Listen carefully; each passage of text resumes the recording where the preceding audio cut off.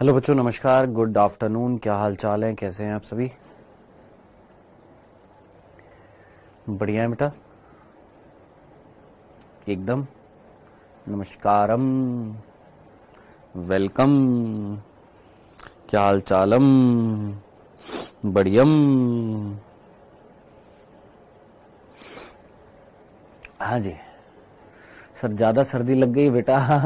आज ज्यादा सर्दी लग गई। आज जुकाम हो गया है। आज मैं सुबह ठंडे पानी से नहा लिया। मैंने एक शॉट देख लिया था कल ना, एक इंडियन फुटबॉलर है, बहुत फेमस हैं, छेत्री जी, है ना। तो उनका एक शॉट मैंने देख लिया था। उन्होंने बोला ठंडे पानी से नहाना चाहिए, तुम मरोगे नहीं। तो मैंने उनका वो शॉट देख लिया यूट्यूब पर। मैंने कहा चलो आज मैं ठंडे पानी से नहा लेता हूँ, मरूंगा नहीं। मैं ठंडे पानी से नहा लिया आज सुबह सुबह। बर्फ वाला पानी था। हाँ, सुनील छेत्री। तो अब मरा तो नहीं, लेकिन तबीयत खराब हो गई मेरी।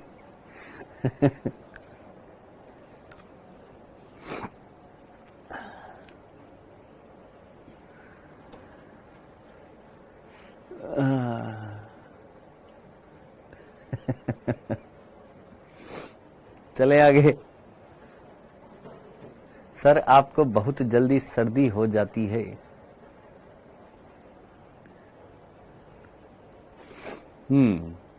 चलो आगे बढ़ते बेटा। इस चैप्टर को अभी 2 लेक्चर और लगेंगे। आज का लेक्चर भी लगेगा, कल का लेक्चर भी लगेगा। थोड़ी चीजें और भी ज्यादा है, तो मैंने देखा यार, मेरे को लगता है कि 2 लेक्चर और लगेंगे, एक आज का और एक और लेक्चर लगेगा। चलिए, जीव और समष्टि पढ़ रहे थे बेटा। इसमें हम अंतर प्रजातीय संबंध पढ़ रहे थे, जिसमें हम लोगों ने कल धनात्मक संबंध पढ़ लिए थे, जिसमें हमने सहोपकारिता के एग्जाम्पल, सहभोजिता के एग्जाम्पल हम लोगों ने पढ़ लिए थे। 4 एग्जाम्पल हमने इसके पढ़े थे।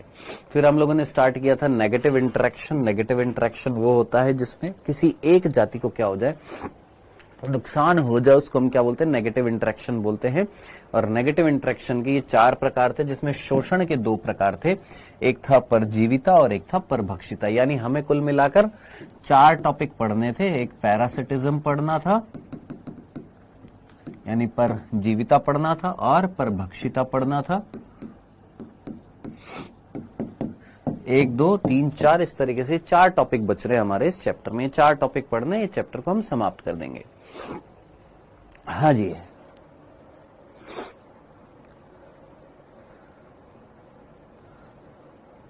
ठीक। तो राजनंदिनी मिलाओ ना, राजनंदी पढ़ा तो दिया है आपको बेटा। सोचो स्तनधारी कब कौन से कल्प में पैदा हुए थे, सारी चीजें पढ़ाई तो है। अब ये क्या मैं सेलेक्ट करूंगा क्या? आप कॉमन सेंस लगाओ और करो इसको हल। है बताओ राजनंदिनी, इसमें मैं क्या बताऊं? है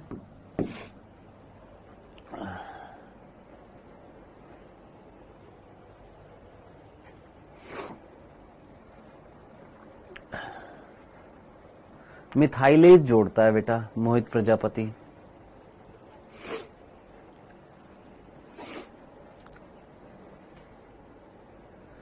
चलो, तो इस तरीके से टोटल 4 टॉपिक पढ़ने थे, जिसमें सबसे पहले हम लोगों ने क्या स्टार्ट किया था, परजीविता। परजीविता कल हम लोगों ने स्टार्ट कर दिया था। परजीवी क्या होते हैं? मारते नहीं है, लेकिन क्या कर देते हैं, फिजिकली वीक कर देते हैं। इतना वीक कर देते हैं कि उनका फिर आसानी से क्या किया जा सकता है, फिर परभक्षण किया जा सकता है। ठीक है जी, ये हम लोगों ने बात करी थी। फिर उसके बाद हम लोगों ने इस बिंदु में ये पढ़ा था कि अगर परपोषी यानी होस्ट अपने अंदर चेंज लेकर आ रहा है, तो परजीवी को भी अपने अंदर चेंज लाने पड़ेंगे। क्या बोला था हमने? अगर परपोषी अपने अंदर चेंज लेकर आ रहा है, तो परजीवी को भी अपने अंदर चेंज लेकर आने पड़ेंगे। अगर परजीवी लेकर आ रहा है, तो फिर परपोषी को। यानी दोनों का साथ साथ क्या हो रहा था, इवोल्यूशन हो रहा था। दोनों क्या कर रहे थे, साथ साथ क्या कर रहे थे, इवॉल्व कर रहे थे। एक दूसरे से, एक बचने के लिए और एक नुकसान पहुंचाने के लिए क्या कर रहे थे, एक दूसरे में चेंज कर रहे थे।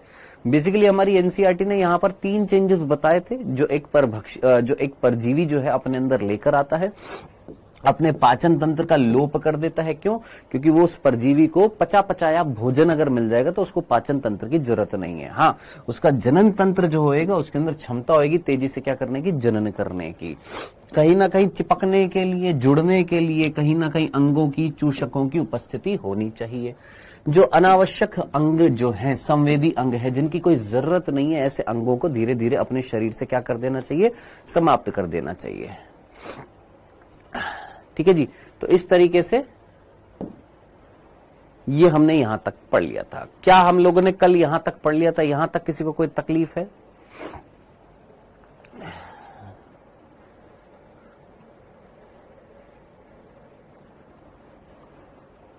हाँ जी सर, इस चैप्टर को पूरा नहीं पढ़ना है क्या? क्लास लेक्चर फर्स्ट देखो बेटा, सुलेखा, उसके बाद चीज समझ में आ जाएगी क्या बोला गया था फर्स्ट लेक्चर में ना बेटा, उसको ध्यान से सुनो। ठीक,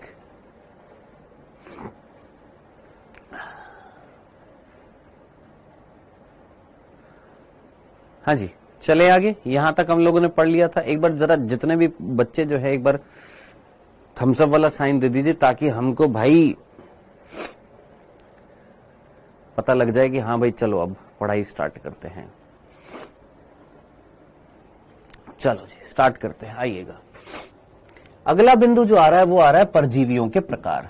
हमने परजीवी तो समझ में आ गया, जो परपोषी से पोषण लेता है, आवास लेता है, उसको मारता नहीं है, उसको नुकसान पहुंचाता है, उसको वीक कर देता है, अपने अंदर चेंज लेकर आ रहा है ना। ये सारी चीजें हम लोगों ने पढ़ ली। अब बात करते हैं सर परजीवी होते कितने प्रकार के। तो परजीवियों को हमारी एनसीईआरटी ने दो श्रेणियों में बांटा है।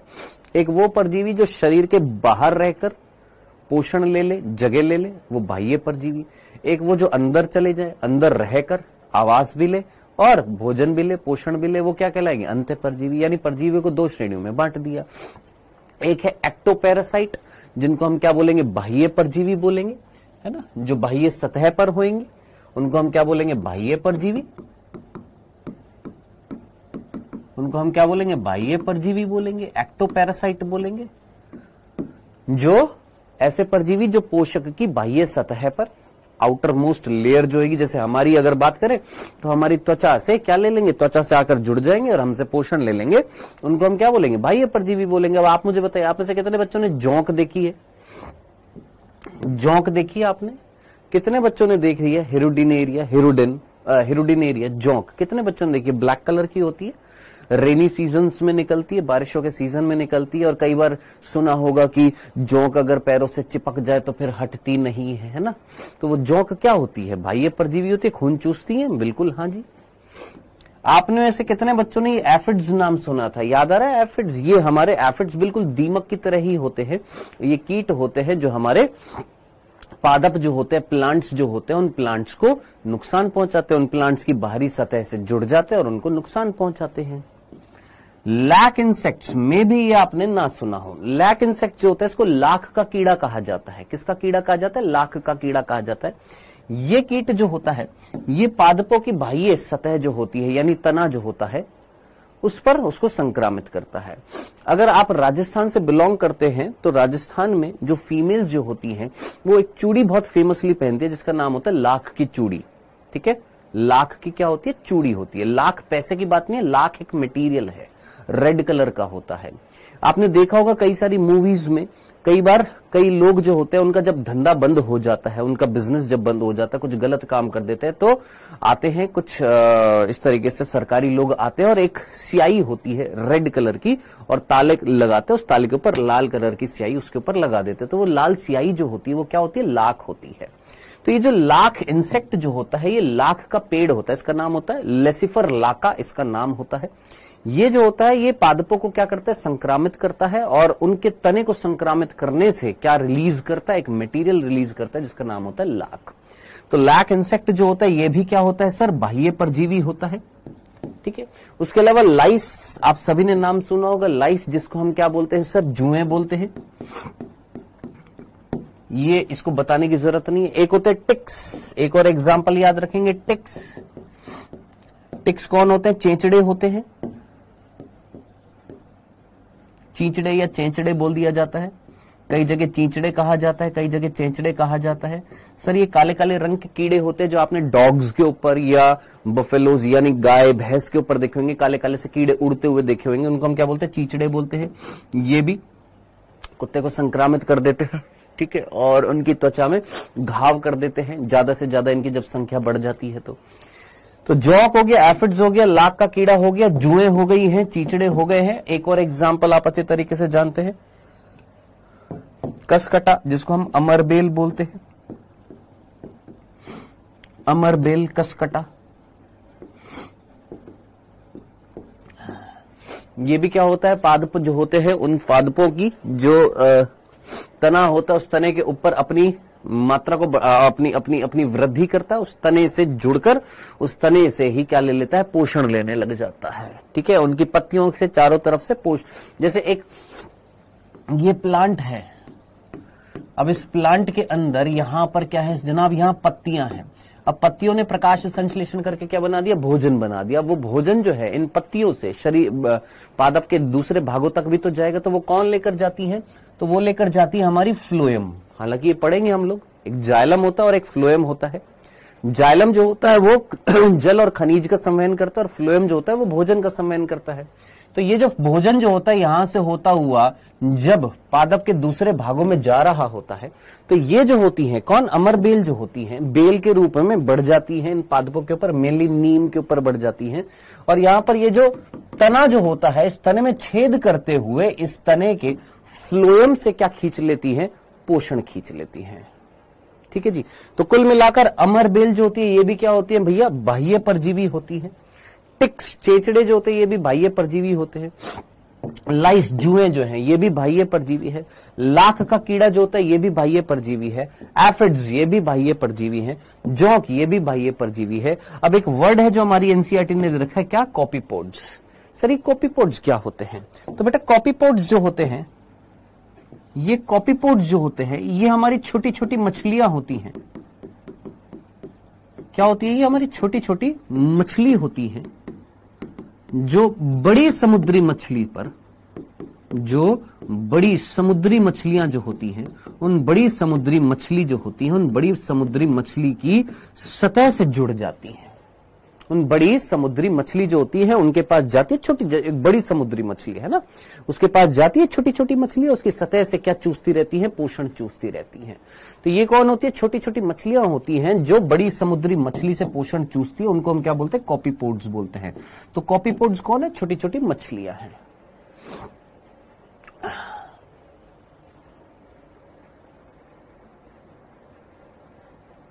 हाँ जी, यहां तक की बात बताइए।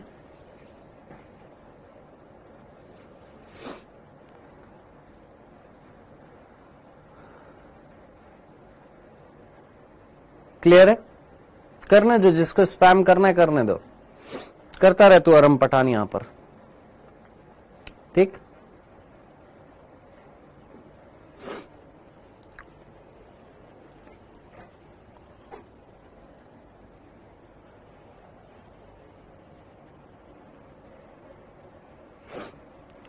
क्लियर है यहां तक की बात।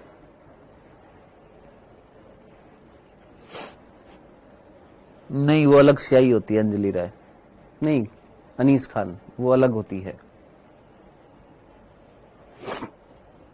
हाँ बता रहा हूं अंजलि राय, आ रहा है वो बिंदु आ रहा है, अभी खत्म नहीं हुआ, आ रहा है वो बिंदु। क्लियर है यहां तक की बात। ये कौन होते हैं, हमारे बाह्य परजीवी होते हैं। नेक्स्ट आगे बढ़ते हैं, दूसरे अंतः परजीवी। सर अंतः परजीवी कौन से होते हैं, तो नाम से पता लग रहा है सर, अंतः परजीवी का मतलब क्या होता है, वो परजीवी जो शरीर के भीतर जाएंगे और भीतर जाकर पोषण लेंगे और अपनी संख्या बढ़ाएंगे, आवास लेंगे। अब इसका बहुत सीधा सीधा एग्जाम्पल है जो आप पढ़ चुके हो, आप बहुत सीधा सीधा एग्जाम्पल है जो आप पढ़ चुके हो। अंतः परजीवी का कौन सा होता है, आपने मलेरिया पढ़ा था, हाँ जी, किससे हो रहा था मलेरिया, याद करिए सर, प्लाज्मोडियम, प्लाज्मोडियम से होता है। अब वो प्लाज्मोडियम शरीर के बाहर जो होता है वहां से पोषण लेता है, शरीर के अंदर जाता है, शरीर के अंदर जाता है, हमारे लीवर में जाता है, हमारी आरबीसी में जाता है। यानी प्लाज्मोडियम जो है, प्लाज्मोडियम जो है ये मनुष्य की आरबीसी में भी रहता है और साथ ही साथ यकृत में भी रहता है।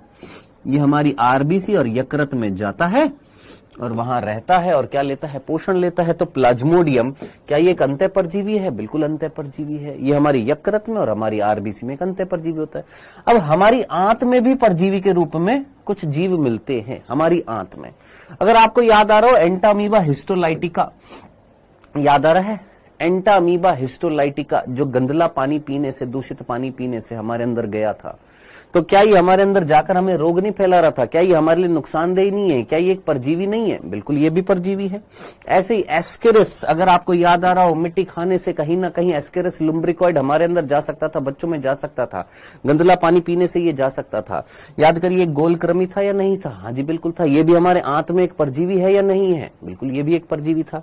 उसके अलावा टीनिया सोलियम, ये एक चपटा कृमि होता है जो हमारे शरीर में जाता है, ठीक है, हमारी आंतों को क्या करता है? संक्रामित करता है। इसी तरीके से क्या होता है? टेप वॉर्म होते हैं, ये भी हमारे लीवर पर टेप के जैसे होते हैं। टेप वॉर्म वर्ड किस वजह से आया है? टेप वॉर्म, जो हमारा फीता होता है ना, फीता हमारे जैसे शूज का फीता होता है ना, बिल्कुल इनकी आकृति जो होती है बिल्कुल इस तरीके से फीते के जैसी होती है। तो फीते को हम इंग्लिश में क्या बोलते हैं? या टेप वॉर्म, मतलब हिंदी में क्या बोला जाता है? फीता कृमि कहा जाता है। यानी टेप वॉर्म जो होते हैं ये फीता कृमि कहलाते हैं, यानी धागे समान संरचनाएं होती हैं ये। तो कुल मिलाकर tapeworm, taenia solium, ascaris, entamoeba, ये हमारे किसको संक्रामित करते हैं? याद रखना, ये हमारी आंत को संक्रामित करते हैं। अब क्वेश्चन कैसे पूछा जाएगा, इस चीज को समझिए। आपसे ऑप्शन में दे दिया, उपरोक्त में से कौन सा परजीवी आंत को संक्रामित नहीं करता? जिसमें से 4 ऑप्शन में से इनमें से कोई 3 होंगे और एक कोई और होएगा। तो ये याद रखना, कितने? ये 4 एग्जाम्पल। कौन से? ये 4 एग्जाम्पल सीधा सीधा याद रखना है। Tapeworm, taenia solium, Ascaris lumbricoid, Entamoeba histolytica, ये हमारी आंत को संक्रामित करते हैं। प्लाज्मोडियम जो होता है ये हमारी आरबीसी या यकृत को संक्रामित करता है। और एक और एग्जाम्पल आप याद रखेंगे, यकृत कृमि या लीवर फ्लूक। एक एग्जाम्पल और याद रखेंगे आप, कौन? Liver fluke. लीवर फ्लूक जो होता है ये हमारी यकृत को संक्रामित करता है। इसको हम हिंदी में बोलते हैं पर्णाभ कृमि। क्या बोलते हैं? पर्णाभ कृमि बोलते हैं। पर्णाभ कृमि इसलिए बोलते हैं क्योंकि ये लीवर फ्लूक जो होता है ये पत्ती के जैसे चपटे होते हैं, जैसे लीफ जो होती है चपटी होती है, ऐसे ये लीवर फ्लूक जो होते हैं, ये फ्लूक वर्ड, फ्लूक को हम क्या बोलते हैं हिंदी में? क्या बोलते हैं? पर्णाभ बोलते हैं। तो लीवर फ्लूक यानी ऐसे चपटे कृमि, पर्णाभ कृमि मीन्स चपटे कृमि, किसके जैसे? बिल्कुल पर्ण के जैसे। बिल्कुल किसके जैसे? पर्ण के जैसे। किसके जैसे? बिल्कुल पर्ण के जैसे होते, पत्ती के जैसे चपटे होते हैं ये कृमि जैसी संरचना, जिनको इंग्लिश में बोलते हैं फ्लूक। और ये हमारे लीवर को संक्रामित करते हैं, यकृत को संक्रामित करते हैं, जिनको हम क्या बोलते हैं? लीवर फ्लूक बोलते हैं। ये हमारी एनसीईआरटी में वर्ड लिखे हुए हैं। तो कुल मिलाकर क्वेश्चन क्या पूछा जाएगा? लीवर फ्लूक किसे संक्रामित करता है जनाब? इसको संक्रामित करता है। और क्या पूछा जाएगा लीवर फ्लूक से? वो भी अभी बता रहा हूं। टेपवर्म, टीनिया, एस्केरिस, एंटामीबा, ये किसको संक्रामित करती है? हमारी आंत को संक्रामित करती है। प्लाज्मोडियम जो होता है ये हमारी यकृत को संक्रामित करता है। आई होप इतनी सी बात समझ में आ गई होगी। अब आगे बढ़ते हैं, अब जरा ध्यान से देखिएगा, सुनिएगा। आपको क्या लगता है कि ये जो परजीवी जो होते हैं, क्या ये एक परपोषी विशिष्ट होते हैं? सोचो सर, ये काऊ के लीवर में मिलता है, ये मिलता है बेटा काऊ के लीवर में टीनिया। एक टीनिया सोलियम होता है, एक टीनिया सेजिनेटा होता है। टीनिया सोलियम जो होता है काऊ, बफेलो, इनके अंदर मिलता है। एक टीनिया सेजिनेटा होता है वो सुअर, शुकर के अंदर मिलता है। वो लोग जो सुअर का मांस खाते हैं, पॉर्क, सुअर के मांस को हम पॉर्क बोलते हैं, पॉर्क को खाते हैं। और वो पॉर्क जो होता है यानी सुअर का मांस अगर पका हुआ नहीं होता है तो उससे बीमारी होने के चांसेस होते हैं, जिसका नाम होता है टीनियसिस। सिमिलरली वो लोग जो गाय भैंस को खाते हैं, गाय भैंस का मांस जो होता है उसको हम बीफ बोलते हैं। वो लोग जो बीफ खाते हैं उनके अंदर भी संभावना है किसकी? टीनिया सोलियम के जाने की, तो उसको भी हम टीनियसिस बोलते हैं। तो टीनियसिस एक बीमारी है जो टीनिया सोलियम से भी हो सकती है, टीनिया सेजिनेटा से भी हो सकती है। टीनिया सोलियम जो है गाय भैंस के अंदर मिल रहा है, टीनिया सेजिनेटा किसके अंदर मिलता है? आपके सुअर के अंदर मिलता है। और इनके मांस को अगर पकाकर नहीं खाएंगे तो ये बीमारी हो सकती है, ये हमारे आंत में जाकर संक्रमण फैलाता है। डन? क्लियर है यहां तक की बात? मैंने आपसे क्वेश्चन ये पूछा, देखो बात करते रहोगे बिना फालतू में स्पैम करते रहोगे, कोई उसका लॉजिक नहीं होएगा। ठीक है, आज मेरी इतनी हिम्मत नहीं है कि मैं तुमको डांटू और तुमको समझाऊं। मैं पढ़ाता जा रहा हूं, जिसको पढ़ना है वो पढ़े, जिसको नहीं पढ़ना है तुम करते रहो, कोई दिक्कत नहीं है, है ना? हाँ जी, क्वेश्चन ये था कि भैया ये जो परजीवी जो होते हैं क्या ये विशिष्ट होते हैं, क्या ये जाति विशिष्ट होते हैं? सोचो, क्या प्लाज्मोडियम जो था क्या वो बंदर के अंदर जाकर मलेरिया कर रहा था क्या है? बताओ, क्या वो बंदर के अंदर जाकर मलेरिया कर रहा है क्या? नहीं सर। क्या प्लाज्मोडियम फैल्सीपेरम अपने जीवन चक्र को 2 होस्ट के अंदर पूरा कर रहा था, 2 पोषकों के अंदर पूरा कर रहा था? एक मलेरिया का प्लाज्मोडियम जो था उसके 2 पोषक थे, 2 होस्ट थे। हाँ सर। अब इमेजिन करो, हमने पहला बिंदु तो ये पढ़ लिया कि भैया ये जो परजीवी जो होते हैं ये कैसे होते हैं, ये परपोषी विशिष्ट होते हैं। कैसे होते हैं? परपोषी विशिष्ट होते हैं, यानी इनका एक निश्चित परपोषी होता है। क्या होता है? एक डेफिनेट क्या होता है? परपोषी होता है। उससे ये अपना पोषण लेते हैं। ऐसे नहीं किसी के पास गए और अपना जीवन चक्र पूरा कर लिया, यानी ये कैसे होते हैं? परपोषी विशिष्ट होते हैं। अब दूसरी बात, सर ये परपोषी विशिष्ट होते हैं, यानी हर एक परजीवी का परजीवी जो है वो कैसे हैं? सर परजीवी जो है वो परपोषी विशिष्ट हैं। मैंने कहा ठीक है। अब हर एक परजीवी का अपना एक पोषक है, अपना एक होस्ट है। कितने होस्ट हो सकते हैं? सर 1 भी हो सकता है, 2 भी हो सकते हैं, 3 भी हो सकते हैं, कई सारे हो सकते हैं। जैसे हमने प्लाज्मोडियम के केस में पढ़ा कि उसके 2 पोषक थे, एक ह्यूमन है और एक मादा एनाफिलीज है। ऐसे लीवर फ्लूक जो है, ये याद रखना है आपने, लीवर फ्लूक जो मैंने अभी आपको बताया था, ह्यूमन लीवर फ्लूक जो होता है एक चपटाक्रमी होता है। इसके भी 2 पोषक है, एक घोंगा स्नेल और एक होता है मछली। इसके भी 2 पोषक हैं, यानी 2 एग्जाम्पल आपको समझ में है। कौन कौन सा? परजीवी जो होते हैं परपोषी विशिष्ट होते हैं। परजीवी के पोषक 1 या 2 हो सकते हैं, और भी होते हैं लेकिन मेजरली कितने होते हैं? 2 ही होते हैं, 1 या 2। अरम पठान मैं क्लास से ना बाहर निकाल दूंगा। मैं तेरे को 10 बार बोल दिया हूं, मत कर स्पैम, मत कर। मैं चांटा लगा दूंगा यहीं से ही। बेवकूफों वाली हरकतें कर रहे हैं यहां पर क्लास में आकर।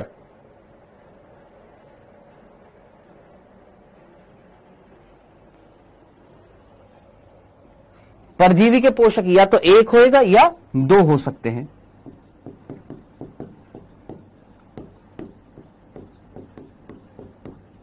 कितने हो सकते हैं? या तो 1 होएगा या 2 हो सकते हैं। कौन? आपके परजीवी के पोषक। अब मैंने बोला कि मान लो एक परजीवी है जिसका 1 पोषक है। मान लो एक परजीवी है जिसका 1 पोषक है, 1 होस्ट है, और एक परजीवी है जिसके 2 होस्ट हैं। क्या है? 2 होस्ट हैं। ठीक है। अब इसका एग्जाम्पल जैसे हमने ले लिया भैया, यहां पर क्या ले लिया? चेंचड़े ले लिया। चेंचड़े जो होते हैं उनका मेजरली जो होस्ट जो होते हैं, या हाँ जी चेंचड़े ले लिया, उनका मेजरली, चेंचड़ों की भी अलग अलग वेराइटीज होती हैं, तो चेंचड़े जो होते हैं उनका होस्ट जो होते हैं वो डॉग्स होते हैं।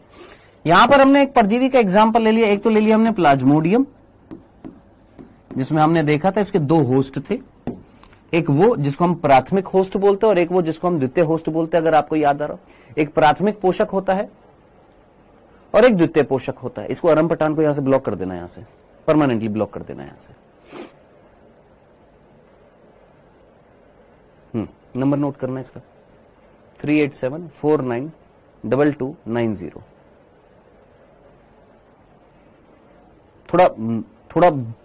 थोड़ा समझदारी से काम ले सकता है।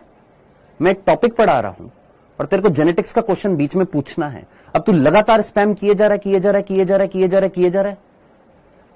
है और फिर कह रहा है मैं पूछूं किससे? अब तू अकेला इस क्लास में है क्या? और बच्चे नहीं है? औरों को नहीं पढ़ाऊंगा मैं यहां पर क्लास में?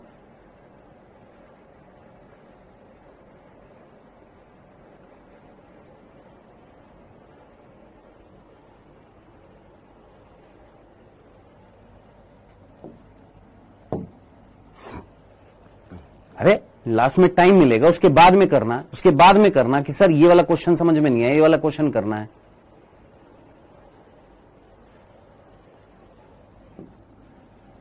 पहले भी तू डांट खा चुका है, पहले भी इसी बात पर।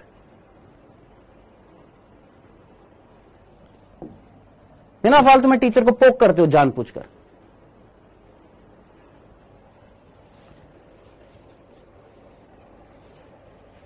इंग्लिश के क्वेश्चन कर रहा है, वो तेरे से हो नहीं रहा, फिर तू उसको गूगल पर ट्रांसलेट करके यहां पर पूछ रहा है।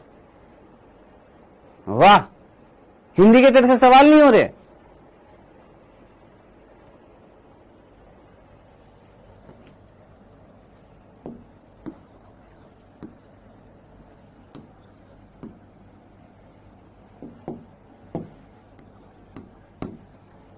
हाँ जी, हमने क्या बात करी? प्लाज्मोडियम, जिसके दो पोषक थे, एक प्राथमिक पोषक होता है और एक द्वितीय पोषक होता है। एक प्राथमिक पोषक होता है और एक द्वितीय पोषक होता है। प्राथमिक पोषक कौन सा होता है? नहीं, कर दो इसको, परमानेंटली करना। प्राथमिक पोषक कौन सा होता है? वो पोषक जिसमें लैंगिक चक्र दर्शाते हैं। और द्वितीय पोषक कौन सा होता है? जिसमें अलैंगिक चक्र दर्शाते हैं। तो प्लाज्मोडियम का जो प्राथमिक पोषक जो था वो कौन था भैया? याद करिएगा, मादा एनाफिलीज था। और द्वितीय जो था वो कौन सा था? द्वितीय जो था वो कौन थे? मनुष्य थे। तो ये क्या थे? दो होस्ट थे। सिमिलरली एक और एग्जाम्पल जो आपने याद रखना है, human liver fluke. Human liver fluke जो होता है, इसके भी दो पोषक हैं। कौन है? एक घोंगा है, याद रखना है आपने, जो उसका प्राथमिक पोषक होता है, और एक होती है मछली सॉरी, ये इसका द्वितीय पोषक होता है। अब हम यहां पर ह्यूमन क्यों लिखते हैं? क्योंकि कई बार जब हम मछलियां खाते हैं, उन मछलियों के अंदर ये लीवर फ्लूक मिलता है। ये लीवर फ्लूक जो होता है एक चपटाक्रमी होता है, जो किसके अंदर मिलता है? सर, मछलियों के अंदर जब मिलता है, तो ऐसी मछलियों को जब अगर हम बिना पकाए या कम पकाकर जब खाते हैं तो हमारे अंदर जाता है। हमारे अंदर जाकर हमारी आंत को संक्रामित करता है, संक्रामित कर रहा है, यानी हमें नुकसान पहुंचा रहा है। हमारे अंदर जीवन चक्र पूरा नहीं कर रहा, हमें नुकसान पहुंचा रहा है, हमसे पोषण ले रहा है। पोषण लेने के बाद हमारी आंतों को संक्रामित करने के बाद में, हमारे लीवर को संक्रामित करने के बाद में, सॉरी आंत बोल देता, हमारे लीवर को संक्रामित करने के बाद में ये हमारे मल के द्वारा बाहर निकल जाता है। अब मल के द्वारा जब ये बाहर निकलता है, तो ऐसे लोग जो अपने मल को पानी के आसपास जब त्याग देते हैं, तो उस पानी के आसपास उस मल में कौन होता है? ये लीवर फ्लूक होता है। ये लीवर फ्लूक किसके अंदर जाता है? उस पानी में जाता है। उस पानी से होते हुए वो घोंगे में भी जा सकता है, मछली में भी जा सकता है। तो जरा सोचिए, कहने वाली बात जो थी, समझने वाली बात जो थी कि ये जो दो परजीवी हैं, इसके क्या मिल रहे हैं? सब दो पोषक मिल रहे हैं। एक ऐसा परजीवी जिसका एक पोषक मिलता है। अब आप मुझे बताइएगा, जिसका एक पोषक है और जिसके दो पोषक है, किसको इस पृथ्वी से समाप्त करा जा सकता है इजीली, और किसको समाप्त करने में समस्या आएगी? दिमाग लगाइए, सोचो। क्या हमने इतने एडवांस होते हुए भी, क्या अब तक हम मलेरिया को जड़ से खत्म कर चुके हैं? हम स्मॉल पॉक्स को खत्म कर चुके हैं, चेचक को खत्म कर चुके हैं, फिर भी क्या हम मलेरिया को जड़ से खत्म कर चुके हैं? नहीं। क्यों? क्योंकि भैया हमारे अंदर भी होता है और इसमें भी होता है। चलो, हमारे अंदर तो फिर भी ट्रीटमेंट करके हम इसको खत्म करते हैं, ट्रीटमेंट करके, लेकिन कितनी मादा एनाफिलीज को मारे? असंख्य मिल रहे हैं ये कीट। तो वो जीव जो जिनके दो पोषक होते हैं, उनका जीवन चक्र तो और भी ज्यादा क्या होता है? जटिल होता है।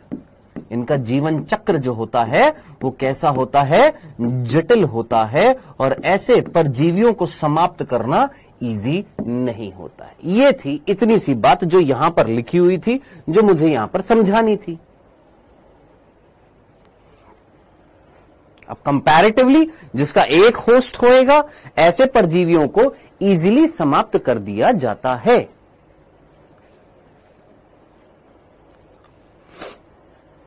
ठीक है, अब आप खुद जरा सोचिएगा, दिमाग लगाइएगा, कॉमन सेंस लगाइएगा। क्या हम लोगों ने चेचक की बीमारी को जड़ से समाप्त कर दिया? कैसे कर दिया? कैसे कर दिया हमने? सोचो, जो कई ऐसी वायरल डिजीज है, जैसे पोलियो है ना, जैसे चेचक, स्मॉल पॉक्स है, इनको हम जड़ से कैसे समाप्त करते जा रहे हैं? धीरे धीरे, कहीं ना कहीं इनके जो होस्ट है वो सिंगल है। अब अगर यही सिंगल होस्ट अगर प्रतिरोधकता दिखाएगा और ये अपने अंदर बदलाव नहीं करेंगे तो ये खत्म हो जाएंगे कि नहीं हो जाएंगे? थोड़ा कॉमन सेंस लगाइए, सोचिए। एक ही होस्ट और उस होस्ट ने अपने आप को इनके खिलाफ प्रतिरोधी बना दिया कि आ जाओ बेटा, तुम आ जाओ, मैं तुम्हारे खिलाफ काम करूंगा, मैं एंटीबॉडीज बनाऊंगा। अब अगर ये परजीवी अपने अंदर चेंज लेकर नहीं आए तो डेफिनेटली ये क्या हो जाएंगे सर? खत्म हो जाएंगे। तो जो एक पोषक जिनका होएगा, जो एक पोषक वाला जो परजीवी जो है, उसका जीवन चक्र इतना जटिल नहीं होता जितना दो पोषक चक्र वालों का ज्यादा जटिल होता है। हालांकि जटिल तो उसका भी है, जटिल तो है, लेकिन ज्यादा जटिल किसका है ये चीज समझनी थी। किसको आसानी से खत्म नहीं किया जा सकता? जिसका जीवन चक्र जो होता है वो दो पोषकों के अंदर संपन्न हो रहा है।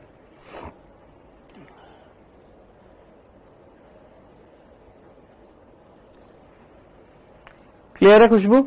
भूमिका समझ में आ गया? जरा लाइन पढ़ते जाइएगा। परजीवियों का जीवन चक्र अधिकांश कैसा होता है? जटिल होता है। इनको अपना जीवन चक्र पूरा करने के लिए या तो एक या दो पोषक या वाहक की आवश्यकता होती है। या तो इनकी किसकी आवश्यकता होती है सर? पोषकों की आवश्यकता होती है, या वाहक के रूप में भी अपने पोषकों को यूज में ले सकते हैं। जैसे प्लाज्मोडियम के केस में हम लोगों ने देखा था कि मादा एनाफिलीज मच्छर को ये एक वाहक की तरह यूज में ले रहे थे ताकि वे अपना जीवन चक्र एक दूसरे पोषक के अंदर पूरा भी कर सके। क्लियर? उदाहरण के लिए यहां पर बता रखा था कि मानव में यकृत फ्लूक जो होता है, यकृत पर्णाभक्रमी जो होता है, ह्यूमन लीवर फ्लूक जो होता है, ये अपना जीवन चक्र पूरा करने के लिए दो पोषक, कौन सा? घोंगा और मछली की इसको क्या होती है जनाब? आवश्यकता होती है। ये क्वेश्चन पूछा जाएगा। ह्यूमन लीवर फ्लूक जो होते हैं उसके दो पोषक कौन से होते हैं? याद रखना, एक घोंगा होता है और एक कौन होती है? मछलियां होती हैं। ये अपना जीवन चक्र इन दो पोषकों में पूरा करता है, मनुष्य में पूरा नहीं करता है। मनुष्य को तो ये नुकसान पहुंचा देता है। जीवन चक्र इनके अंदर क्या कर रहा है? ये पूरा करता है। याद रखिएगा। यहां तक की बात समझ में आ गई है? परजीविता में यहां तक कोई कंफ्यूजन तो नहीं था? चले आगे। नेक्स्ट नोट डालकर ये सारे के सारे बिंदु। अगली जो परजीविता उसका नाम है ब्रूड पैरासिटिज्म, जिसको हम क्या बोलते हैं? अंड परजीविता। अंड, यहां पर ब्रूड का मतलब क्या होता है? अंड होता है। याद रखना, ब्रूड मीन्स अंड, यानी अंडे की बात करते हैं तो अंड को हम ब्रूड भी बोलते हैं। ठीक है। अब ब्रूड पैरासिटिज्म यानी अंड परजीविता, इसका बहुत फेमस एग्जाम्पल है कौन सा? कोयल और कौवे का। किसका? कोयल का और कौवे का। अब कोयल जो है बहुत शातिर है बेटा, कोयल जो है वो बहुत शातिर है, और कौवा जो है बेचारा भोला भाला सा था। ये कौवे का घोंसला है। किसका घोंसला है? मान लो ये कौवे का क्या है? घोंसला है। और इस कौवे ने अपने अंडे दे रखे हैं यहां पर। ठीक है जी, 6 अंडे दे रखे किसने? कौवे ने। अब ये कोयल जो है, जैसे कौवा अंडे देता है, अंडे देने के बाद मान लो अगर भोजन की तलाश में उड़ गया तो ये कोयल जो है फटाफट यहां पर आती है, इसके घोंसले में अपने अंडों को यहां पर दे देती है। अब यहां पर दो क्वेश्चन बनते हैं। पहला क्वेश्चन कि सर कोयल जब यहां पर आएगी, अपने अंडों को यहां पर दे देगी, तो पहला क्वेश्चन हमारा ये होता है कि सर कौवे को पता नहीं लग जाएगा कि किसी और ने यहां पर अंडे दे दिए हैं? है ना, क्वेश्चन आएगा ना कि सर कौवे को नहीं पता लग जाएगा कि यहां पर किसी और ने अंडे दे दिए, किसी और के अंडे, बीच में ही तो किसी और के अंडे आ गए हैं, है ना। तो कोयल ने अपने अंदर मॉडिफिकेशन किया होगा, इसको एक परजीविता दर्शानी है, तो परजीवी जो है अपने अंदर बदलाव करते। क्या बदलाव किया? इसने अपने अंडों का आकार जो था और रंग जो था वो बिल्कुल कैसा कर दिया सर? बिल्कुल कौवे जैसे कर दिया। कैसा? कौवे के अंडों जैसा। क्या यहां पर इसने एक तरीके से विकास किया कोयल ने? हाँ जी, विकास किया। अब ये क्या आई सर? ये अपने अंडे देने आई। कौन अंडे देने आई सर? ये जो कोयल जो थी अपने अंडे देने यहां आई। मैंने कहा ठीक है। अब आप बोलेंगे सर मान लो कोयल ने अंडे दे दिए। मैंने कहा ठीक है।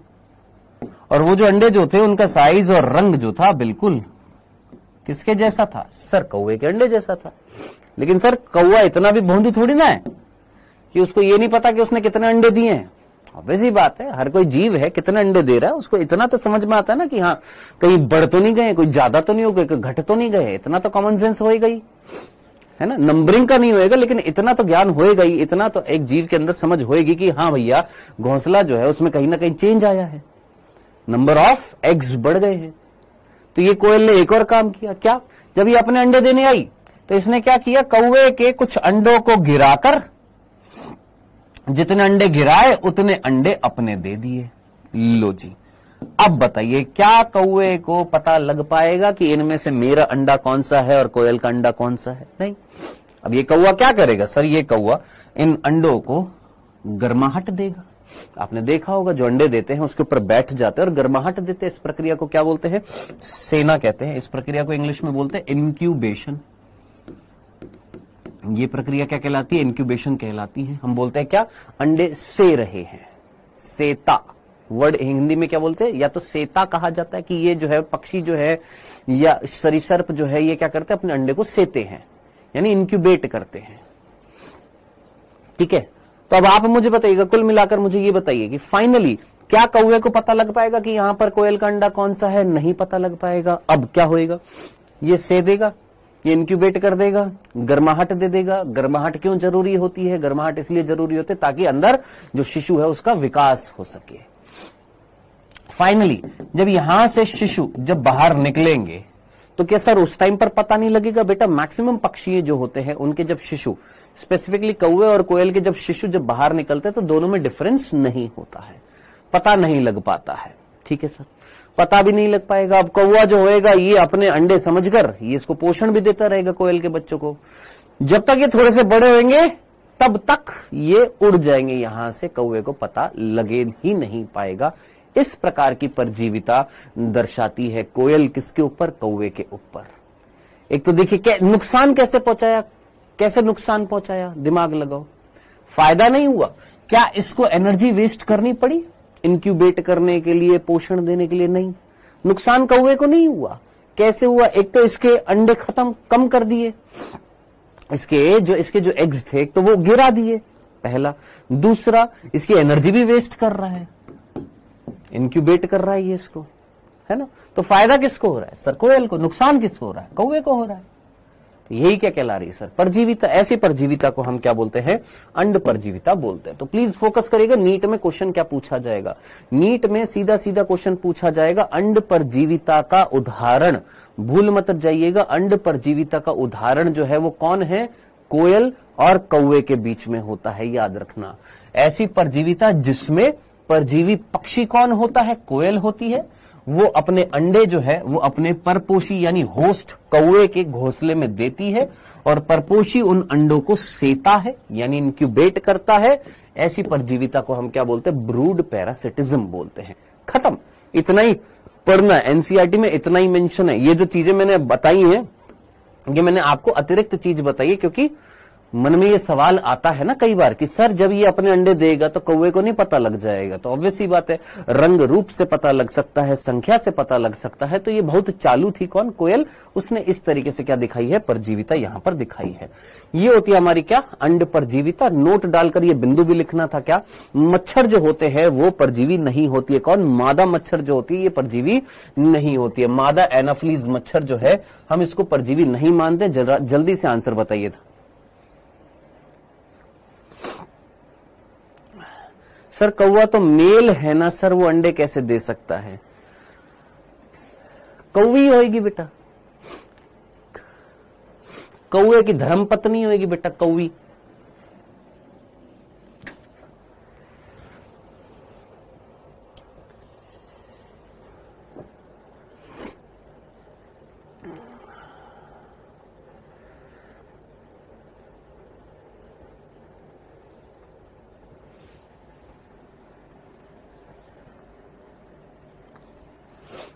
सर आवास नहीं लेता है बेटा, उसके बच्चे नहीं ले रहे क्या? जरा सोचिए, आवास, उसके अंडे नहीं ले रहे आवास।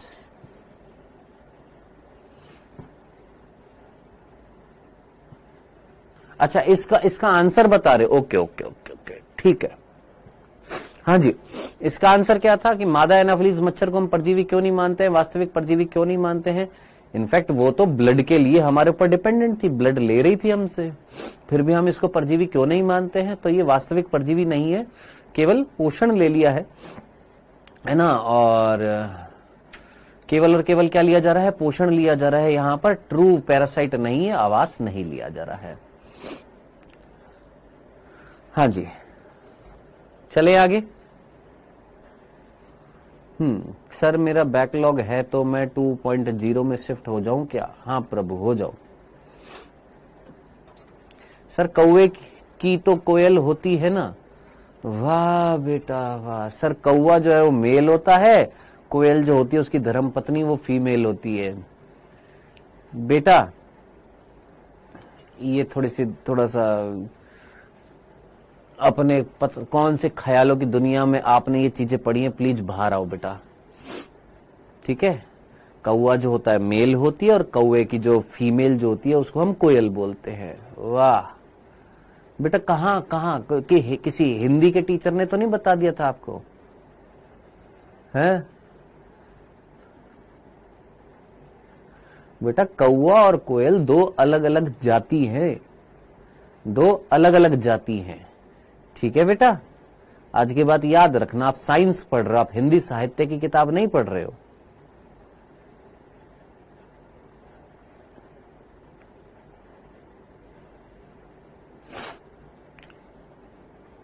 बेटा जोंक चिपक जाती है दोस्त शरीर की सतह से, अगर आप उसको हटाओगे नहीं तो वो चिपकी रहेगी।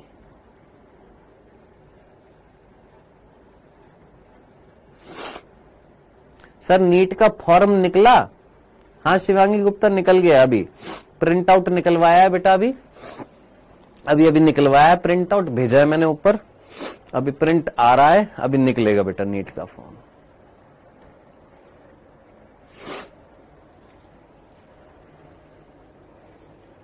एक मौसम आता है जब सारे बच्चे जो हैं, सर नीट का फॉर्म कब आएगा, नीट का फॉर्म कब आएगा? तुम्हारा मौसम जल्दी आ गया क्या? ये बांगड़ू कहलाते हैं ऐसे बच्चे। ठीक है,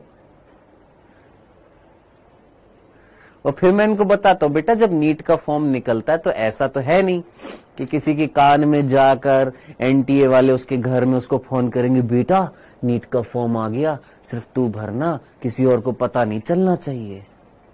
ऐसा भी नहीं है ना, जब आएगा तो सभी को पता चलेगा बेटा, है ना। ढिंडोरा पिट जाएगा पूरे इंडिया में, नीट का फॉर्म आ गया, नीट का फॉर्म आ गया, नीट का फॉर्म आ गया। ठीक है, तो जब वो ढिंडोरा पीटा जाएगा सभी टीचर्स के द्वारा, उसमें से मैं भी होऊंगा ढिंडोरा पीटने के लिए, तो आपको पता लग जाएगा बेटा। ठीक है, तो प्रभु जितने भी है ऐसे आगे से मत डिस्टर्ब करना, सीधा सीधा आपके पास अपने आप इंफॉर्मेशन आ जाएगी कि नीट का सिलेबस कब आएगा, नीट का फॉर्म कब आएगा, है ना, ये सारी इंफॉर्मेशन आ जाएगी। ओके ठीक है, डन। तो अगर आप ऐसे सवाल पूछोगे तो आप जानते हो ना आप क्या कहलाओगे कि सर नीट का फॉर्म कब आएगा, नीट का सिलेबस कब आएगा। अगर आप ऐसे सवाल पूछोगे तो आप ये कहलाओगे। ठीक है, क्या क्या कहलाओगे? ये कहलाओगे, भोंदूलाल, बांगड़ूलाल। चलो जी आगे बढ़ते हैं। तो ये हमने क्या पढ़ लिया है बेटा यहां पर?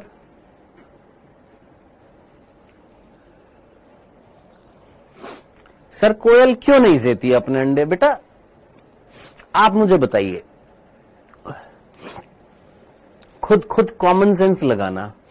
अगर आपका काम कोई और करके दे रहा है तो आपके अंदर आलस आएगा कि नहीं आएगा? हाँ सर, सोचो कहीं ना कहीं विकास के दौरान, अब एक दिन की घटना तो है नहीं, कोयल ने कभी दिया होगा, अब धीरे धीरे वो देती रही, आदत लग गई, परजीविता आ गई कि अब हमसे नहीं दिया जाएगा, हमसे घोंसला नहीं बनाया जाएगा।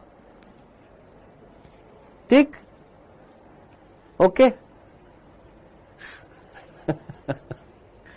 अरे तुम किसी चीज को सिंपल वे में रहकर क्यों नहीं उसको रहने देते हो? चल, तो मादा एनाफिलीज परजीवी नहीं मानी जाती है। क्यों नहीं मानी जाती है? क्योंकि वो एक वास्तविक परजीवी नहीं है, क्योंकि वो आवास नहीं ग्रहण कर रही है। चलिए, ये हमारा क्या पढ़ रहे थे बेटा? हम यहां पर नेगेटिव इंटरेक्शंस पढ़ रहे थे, अगर आपको याद आ रहा हो। नेगेटिव इंटरेक्शंस में हम सबसे पहले शोषण की बात कर रहे थे। शोषण में हमने क्या पढ़ लिया है सर? पैरासिटिज्म पढ़ लिया है। नेक्स्ट अब हम किसकी बात करेंगे? परभक्षण की बात करेंगे, प्रिडेशन की बात करेंगे। नेक्स्ट अब इसके बाद क्या आएगा? अगला टॉपिक जो आता है वो सेकंड आता है शोषण का, यानी किसकी बात करते हैं? परभक्षिता, प्रिडेशन की बात करते हैं। बस फर्क इतना सा है क्या कि वहां पर किल किया जा रहा था, क्या परजीविता में पकड़कर मारकर खाया जा रहा था? क्या वहां पर पकड़कर मारकर खाया जा रहा था? नहीं सर, यहां पर क्या किया जाएगा? पकड़ा जाएगा, मारा जाएगा और खाया जाएगा। इस प्रक्रिया को क्या बोला जाएगा सर? परभक्षण कहा जाएगा।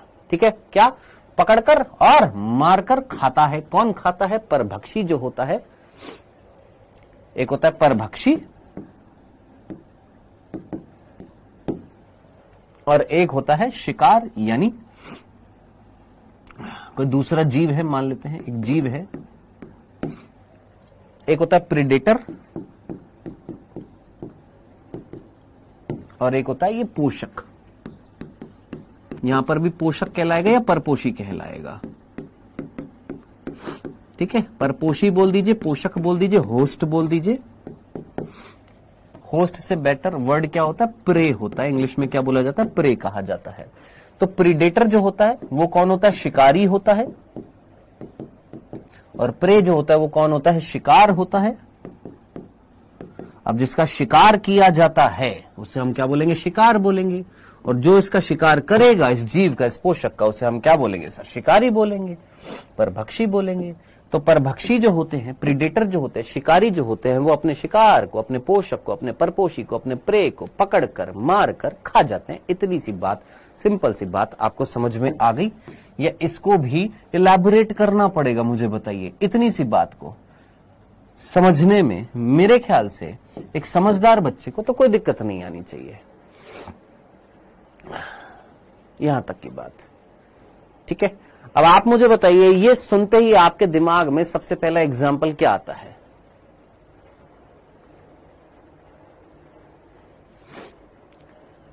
हाँ जी, ये सुनते ही आपके दिमाग में सबसे पहला एग्जाम्पल इस प्रक्रिया का क्या आएगा? शेर आएगा ना? आएगा ना? सबसे पहला एग्जाम्पल क्या आएगा सर? शेर आएगा। और किसी के कोई आ रहा है?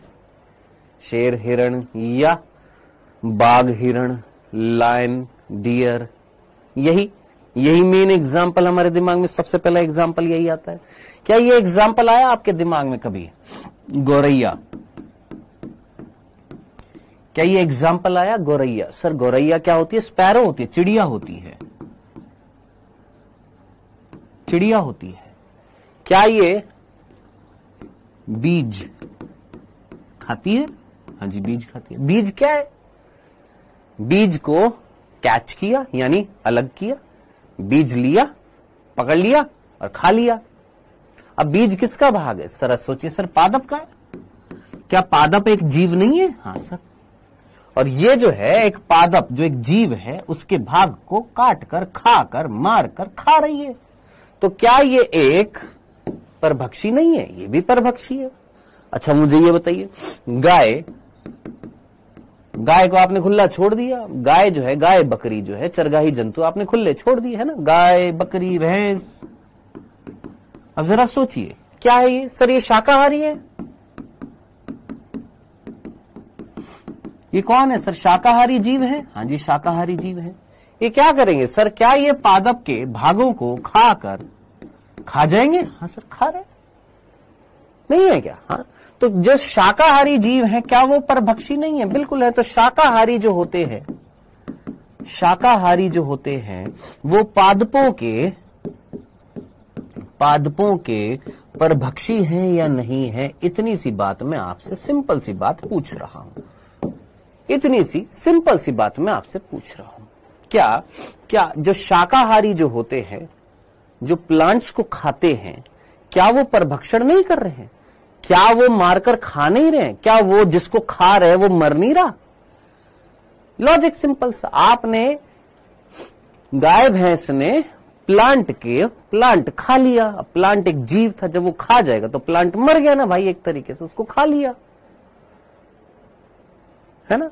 तो हर वो जीव जो किसी दूसरे जीव को मार दे और मारकर खा ले, या सीधा खा जाए, कुल मिलाकर मार दे, खा ले, खत्म कर दे, ठीक है, वो क्या कहलाएगा सर?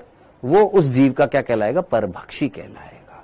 भक्षण कर रहा है कुल मिलाकर। डन।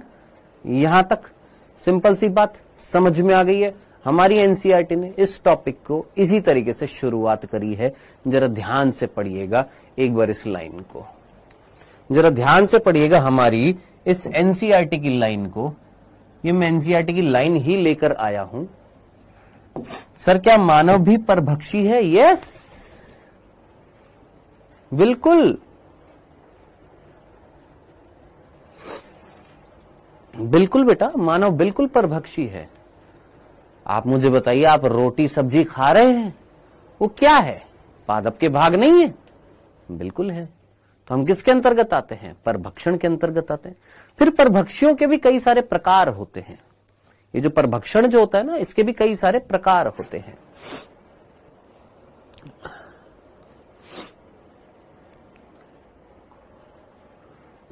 पढ़िए जरा।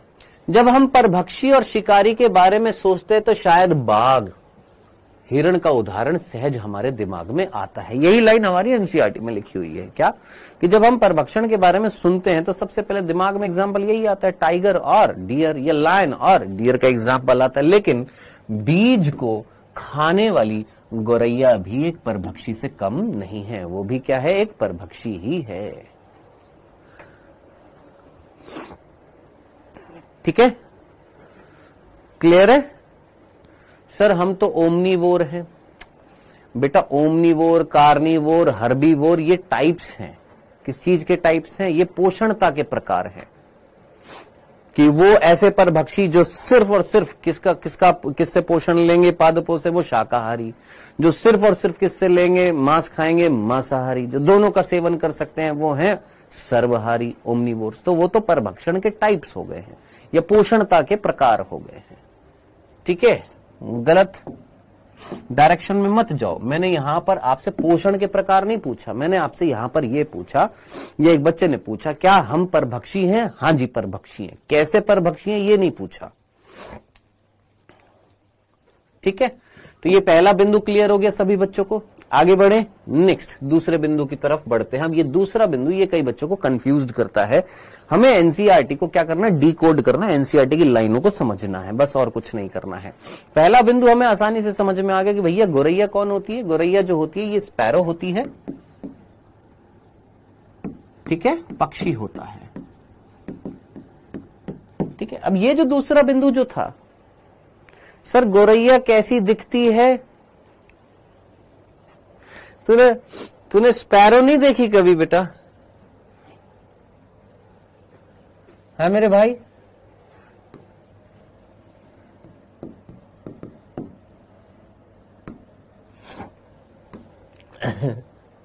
तूने ये नहीं देखी कभी बेटा? मेरे को सच्ची सच्ची बताना, ऐसी ऐसी ऐसी कभी नहीं देखी क्या? ये कभी नहीं देखा? ये कभी नहीं देखी? ऐसी ऐसी ऐसी चिड़िया कभी नहीं देखी? भाई मेरे आसपास यही तो चिड़ियाएं दिखती हैं। हैं? कहा बेटा टाइम पास करने आए हो क्या?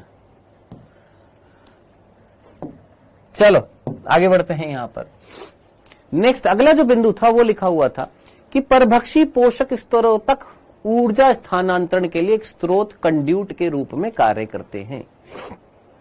अब यहां पर एक वर्ड लिखा हुआ है कंड्यूट। ये हमारी एनसीईआरटी में भी लिखा हुआ है, हिंदी की एनसीईआरटी में कंड्यूट। कंड्यूट का मतलब होता है स्रोत। अब ये क्या मीनिंग है आप मुझे बताइए। घास जो है, अगर घास को मान लो किसने खा लिया? आपके खरगोश ने खा लिया है। खरगोश को किसने खा लिया सर? लोमड़ी ने खा लिया है। और लोमड़ी को किसने खा लिया सर? शेर ने खा लिया है। ठीक, कोई तकलीफ नहीं, आराम से। ये एक श्रृंखला है, इसको हम खाद्य श्रृंखला बोलेंगे।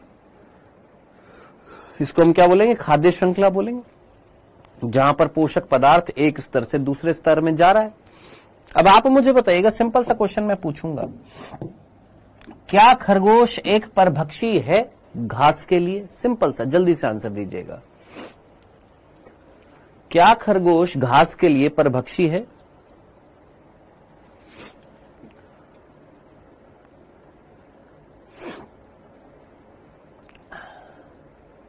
क्या खरगोश घास के लिए परभक्षी है? सोचो, अगर खरगोश घास को खा रहा है तो ये इसके ऊपर परभक्षी है। अब लोमड़ी अगर खरगोश को खा रही है तो लोमड़ी खरगोश के ऊपर परभक्षी है। इस केस में ये क्या हो गया? शिकार, ये शिकारी। इस केस में ये क्या हो गया? शिकार, ये क्या हो गई? इसके शिकारी हो गई। इस केस में ये क्या हो गया? शिकार, ये इसका शिकारी है। तो अब आप मुझे बताइए, क्या ये परभक्षी था? हाँ सर।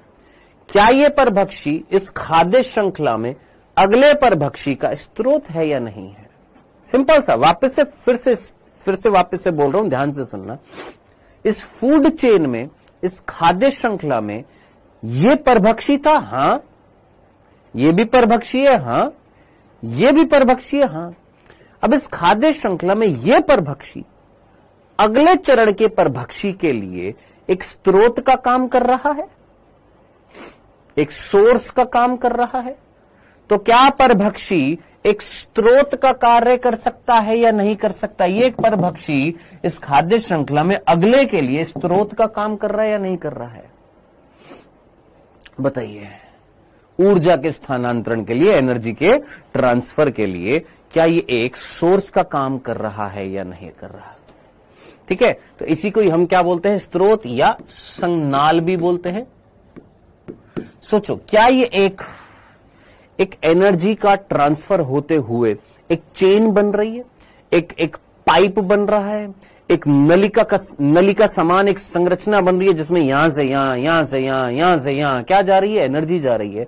तो उसमें सोर्स जो है, एनर्जी को ट्रांसफर करने वाला जो सोर्स जो है इस स्तर से, वो कौन था? एक परभक्षी नहीं था ये? हाँ सर। ये भी परभक्षी? हाँ सर। ये भी तो परभक्षी है? हाँ सर। तो कुल मिलाकर क्या एक परभक्षी पोषक स्तरों पर ऊर्जा के स्थानांतरण के लिए एक संज्ञाल का, एक स्रोत का, एक कंड्यूट के रूप में कार्य करता है? ठीक है। हां, अब इसके आगे कोई स्रोत नहीं है, शेर को खाने वाला कोई नहीं है। अब मेरे को पता है कुछ भोंदूलाल होंगे, कहेंगे सर हम तो शेर का शिकार करते हैं, है ना? तू रोज शेर का शिकार करने जाता होगा। सर शेर का शिकार नहीं होता। होता है, बिल्कुल होता है, लेकिन वो अपनी प्रोटेक्शन के लिए होता है। ऐसे थोड़ा ना चलो आज शेर मारकर खाते हैं, नहीं ना। तो कुल मिलाकर ये क्या होता है? ये शीर्ष परभक्षी होता है, इसका शिकार नहीं होता है। डन। तो ऑब्वियस ही बात है, एनर्जी यहां पर खत्म हो गई है। अब ये जब खत्म हो जाएगा, ये जब मर जाएगा, तो ये इसकी डेड बॉडी जमीन में जाएगी। जमीन में कौन होंगे? सर अपघटक होंगे, वो इसके शरीर का अपघटन कर देंगे। जो इसके अंदर अकार्बनिक पदार्थ होएगा वो सारा मृदा में आ जाएगा। इस तरीके से ये खाद्य श्रृंखला चलती रहती है। अब जरा सोचिए, एक पादप को क्या चाहिए? सर फॉस्फेट्स चाहिए, खनिज चाहिए। वो खनिज मृदा के अंदर कैसे आ रहे हैं? जो जीव मर रहे हैं, उन मरने वाले जीवों की जो डेड बॉडी, उन डेड बॉडी का अगर हम अपघटन कर दें, जो कौन करते हैं आपके? सर सूक्ष्म जीव करते हैं, बैक्टीरिया करते हैं, कवक करते हैं। जब उसका अपघटन करेंगे, डेड बॉडी को सड़ाएंगे, अपघटन करेंगे, तो कार्बनिक पदार्थ से तो पोषण ले लेंगे। आपने चैप्टर पढ़ा हुआ है, कार्बनिक पदार्थ से तो वो पोषण ले लेंगे। सोचो एक डेड बॉडी है, इस डेड बॉडी के अंदर कार्बनिक पदार्थ भी, अकार्बनिक पदार्थ है। ये एक सूक्ष्म जीव है, माइक्रो ऑर्गेनिज्म, एक बैक्टीरिया है। ये बैक्टीरिया जब इसको सड़ाएगा, इसको गलाएगा, इससे पोषण लेगा, तो कार्बनिक पदार्थ यूटिलाइज कर देगा। क्या बच जाएगा? अकार्बनिक। अकार्बनिक किस में चला गया? मृदा में। फिर मृदा से होते हुए फिर वो किस में आएगा? सर फिर पादप में आएगा। पादप से होता हुआ फिर उपभोक्ता, ये प्राथमिक उपभोक्ता, ये द्वितीय उपभोक्ता, ये आपका शीर्ष उपभोक्ता। अब ये जब मर जाएंगे, तो इनके मरने से इनकी डेड बॉडी का फिर अपघटन होएगा। कार्बनिक पदार्थ उपयोग में ले लिया जाएगा, अकार्बनिक पदार्थ फिर से चला जाएगा किसमें? मृदा में। ठीक है। एक बच्चे ने बहुत अच्छा क्वेश्चन पूछा, क्या सर प्लांट भी परभक्षी हो सकते हैं? बिल्कुल हो सकते हैं बेटा। क्या प्लांट भी परभक्षी हो सकते हैं? बिल्कुल हो सकते हैं। आपने पिचर प्लांट अगर नाम सुना हो, आपने वीनस फ्लाईट्रैप अगर नाम सुना हो, तो कुछ प्लांट्स ऐसे होते हैं जो अपनी जरूरत के लिए, कुछ स्पेसिफिक प्रोटीन्स के निर्माण के लिए वो एनिमल्स को परभक्षण करते हैं। चलिए जी, क्या ये दूसरा बिंदु क्लियर हुआ? पॉइंट क्लियर होना चाहिए, ये मस्ट है। आपका ये वाला पॉइंट क्लियर हो चुका है, आपका ये वाला पॉइंट क्लियर हो चुका है। बस पॉइंट क्लियर होना चाहिए, चीज समझ में आनी चाहिए, ताकि जब नोट्स पढ़े तो ये याद रहे। हाँ जी, परभक्षी जो होता है वो एक स्रोत का, एक कंड्यूट का, एक संज्ञाल का कार्य करते हैं। मीन्स एक फूड चेन के अंदर अगले ट्रॉफिक लेवल के लिए, अगले पोषक स्तर के लिए एक स्रोत का कार्य कर रहे हैं। हाँ जी, घटपर्णी क्लियर, डन। चले नेक्स्ट बिंदु, अगले बिंदु पर आते हैं। अब यहां पर जो बिंदु लिखा हुआ है उसको समझने के लिए एक सिंपल सा डायग्राम सोचो। मेरे भाई एक जंगल है, कौन है मेरे भाई? ये एक जंगल है, और इस जंगल के अंदर भैया हिरण भी हैं, मान लो गाय भी हैं, बकरी भी हैं, और चिड़िया भी है, बंदर भी हैं, शेर भी हैं, और भी कई सारे जानवर हैं, है ना। कोई प्लांट का नेम बताइए सर। रवीना कुमारी, अभी अभी हमने तुमको प्लांट का नेम बताया, वीनस फ्लाईट्रैप, यूट्रिक्युलेरिया, ठीक है, घटपर्णी जिसको हम बोलते हैं, ठीक है रवीना। हाँ जी, मैंने बोला यार दोस्त, मान लो एक जंगल है जिसके अंदर हिरण भी है, गाय भी है, बकरी भी है, चिड़िया भी है, शेर भी है। ओके सर, और भी कई सारे जानवर हैं। अब मैं तुमसे कह रहा हूं, मुझे बताओ,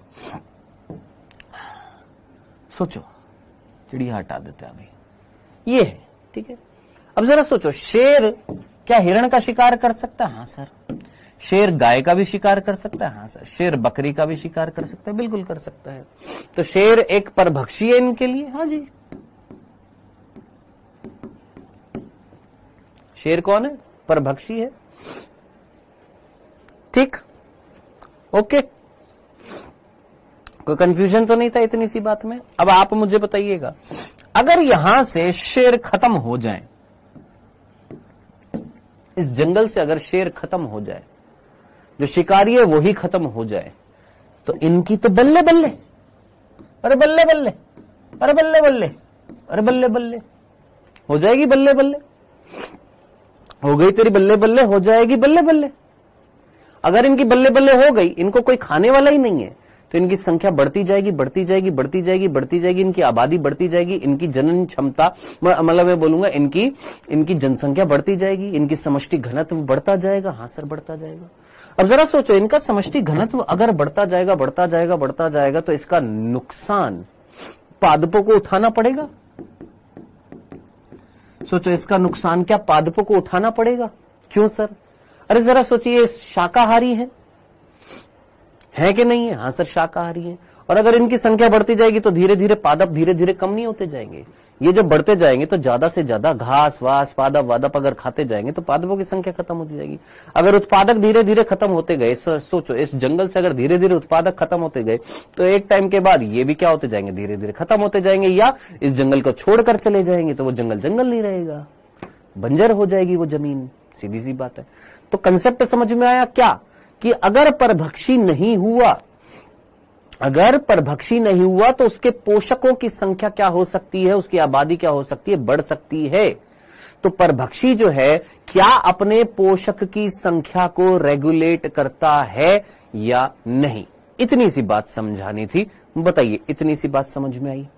अगर परभक्षी नहीं होएगा तो पोषक जो है उसको कंट्रोल कौन करेगा? इतनी सी बात समझानी थी। बताओ, समझ में आई क्या? इतनी सी बात समझ में आई? सोचो, एक क्लास में टीचर है और बच्चे हैं। अगर क्लास का टीचर ना हो तो क्या बच्चे क्लास में हाहाकार मचा देंगे कि नहीं मचा देंगे? इसीलिए टीचर का होना अनिवार्य है। हाँ सर, लेकिन एक ऐसी क्लास भी है यहां पर जिसमें क्लास टीचर होते हुए भी बच्चे जो है समझते नहीं है, कई बार हाहाकार मचाते रहते हैं, चिल्लाते रहते हैं, कॉपी पेस्ट करते रहते हैं समझाने के बावजूद भी।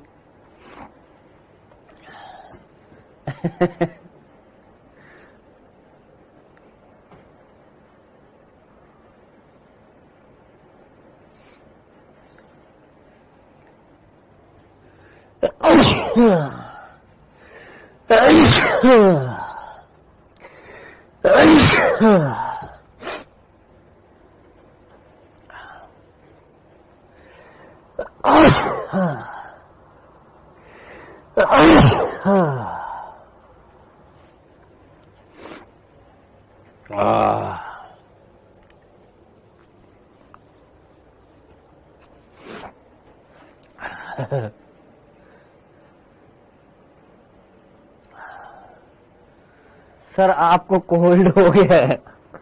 हाँ बेटा, मेरे को ठंडी लग गई है। चलो आगे बढ़े। चलो, जब तक मैं सांस लूं तब तक इस तीसरे बिंदु को निपटाओ फटाफट।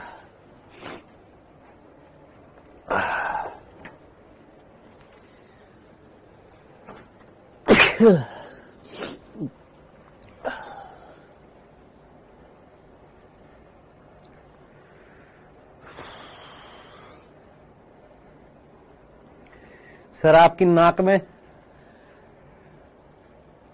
कौन सा बैक्टीरिया बैठ गया है भोंदूलाल?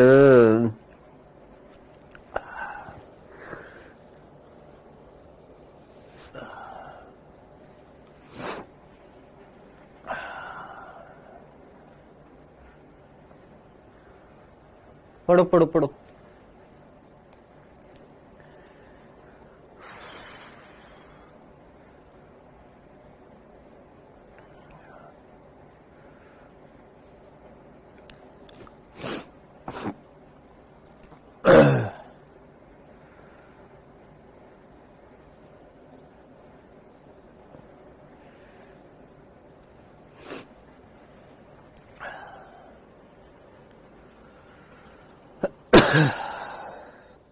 पढ़ लिया हो तो बता देना बेटा।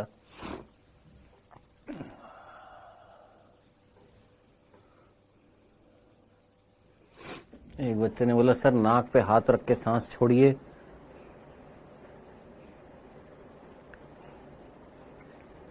कुछ भी नहीं हो रहा। पढ़ लिया?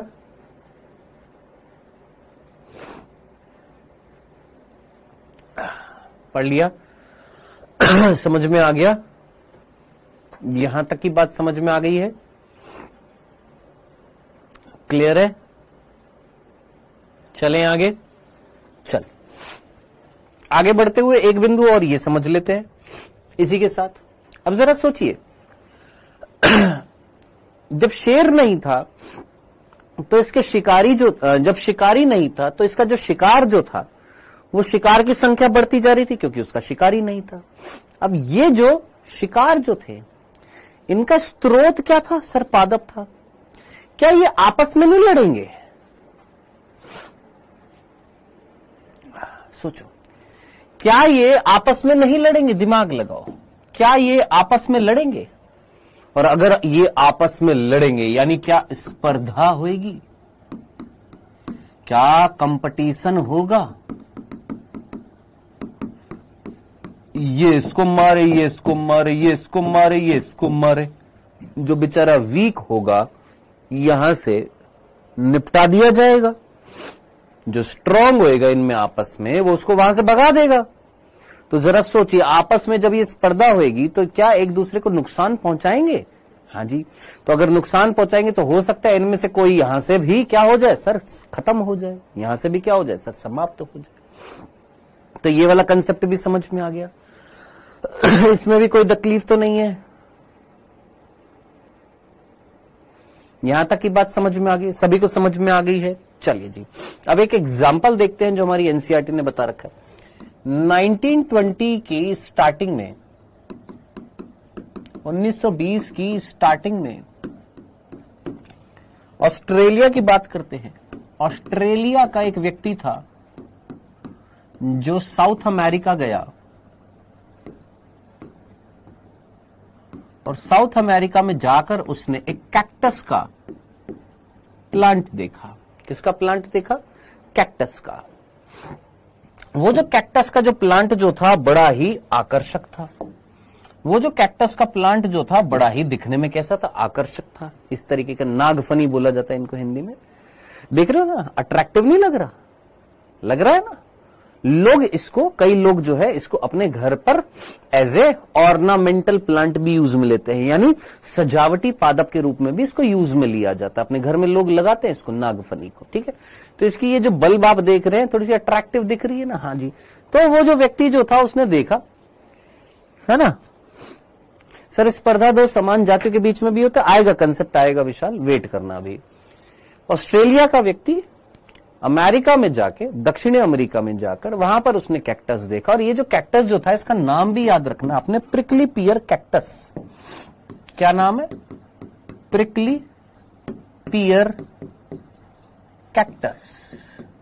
क्या ये हमारी एनसीईआरटी में दे रखा है? बिल्कुल दे रखा है। ये जो प्रिकली पियर कैक्टस जो था ये बड़ा अट्रैक्टिव था। उसने सोचा मैं अपने घर पर ले जाता हूं। ये अपने घर पर ले गया इस कैक्टस को। कहां ले गया? सर ऑस्ट्रेलिया ले गया।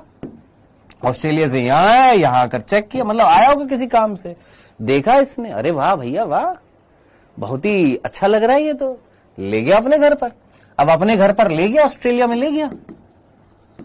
अब ऑस्ट्रेलिया में जब ये अपने घर पर ले गया तो अपने घर पर इसने इसको एक गमले में रख दिया। अब मान लो ये गमला था, इसके घर पर गमला, इस गमले में इसने इस कैक्टस को उगाया, लगा दिया। हाँ सर। लगाने के बाद इसने देखा, अरे भाई ये तो 2-3 दिन में पूरा का पूरा फैल गया। इसने बोला ओहो बड़ा अच्छा है, तो बहुत जल्दी फैलता है। इसने गमला थोड़ा सा बड़ा ले लिया और बड़े गमले के अंदर इसको ट्रांसफर कर दिया। अब जब इसने इसको यहां ट्रांसफर किया, इसने देखा कुछ दिनों बाद, अरे ये तो फिर से फैल गया भैया, बहुत जल्दी जल्दी, दो दिन में ये यहां पर भी फैल गया, बहुत ही जल्दी फैल गया ये यहां पर। अब इसने क्या किया, चलो भाई एक बार और कर लेते हैं, एक बड़ा और बड़ा गमला ले लेते हैं। यहां से निकालकर उसने एक और बड़ा गमला ले लिया।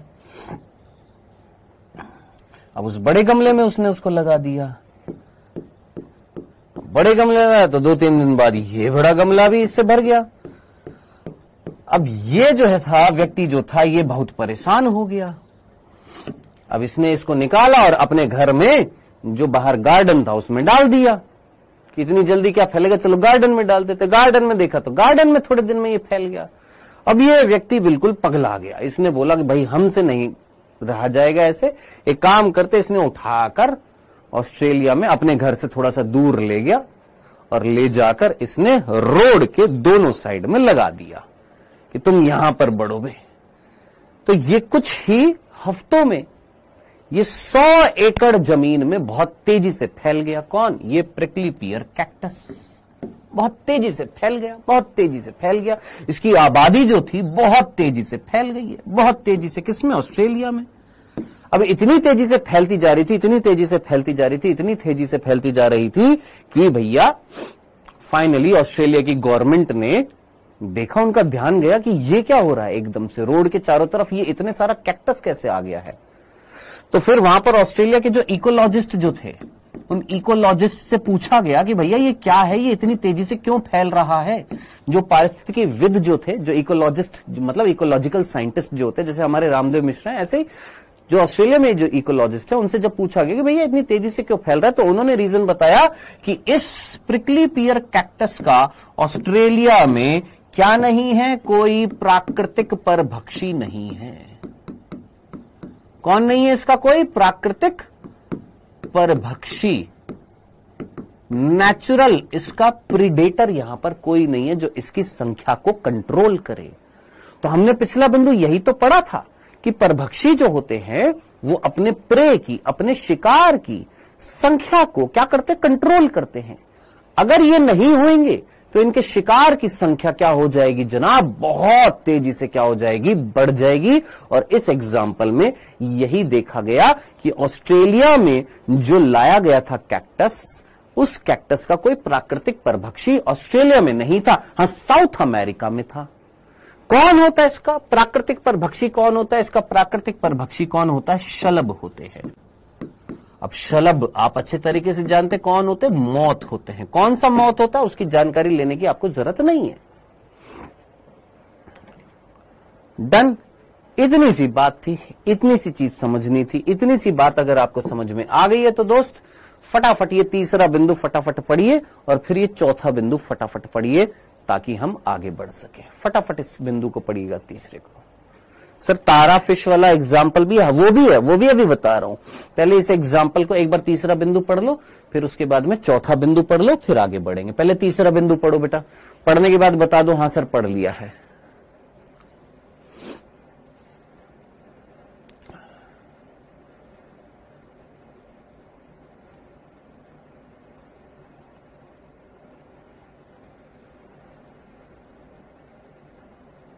ओके मोहित,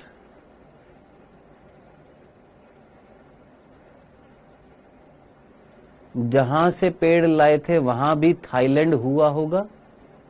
कौन सा थाईलैंड हुआ होगा? कौन सा थाईलैंड हुआ होगा?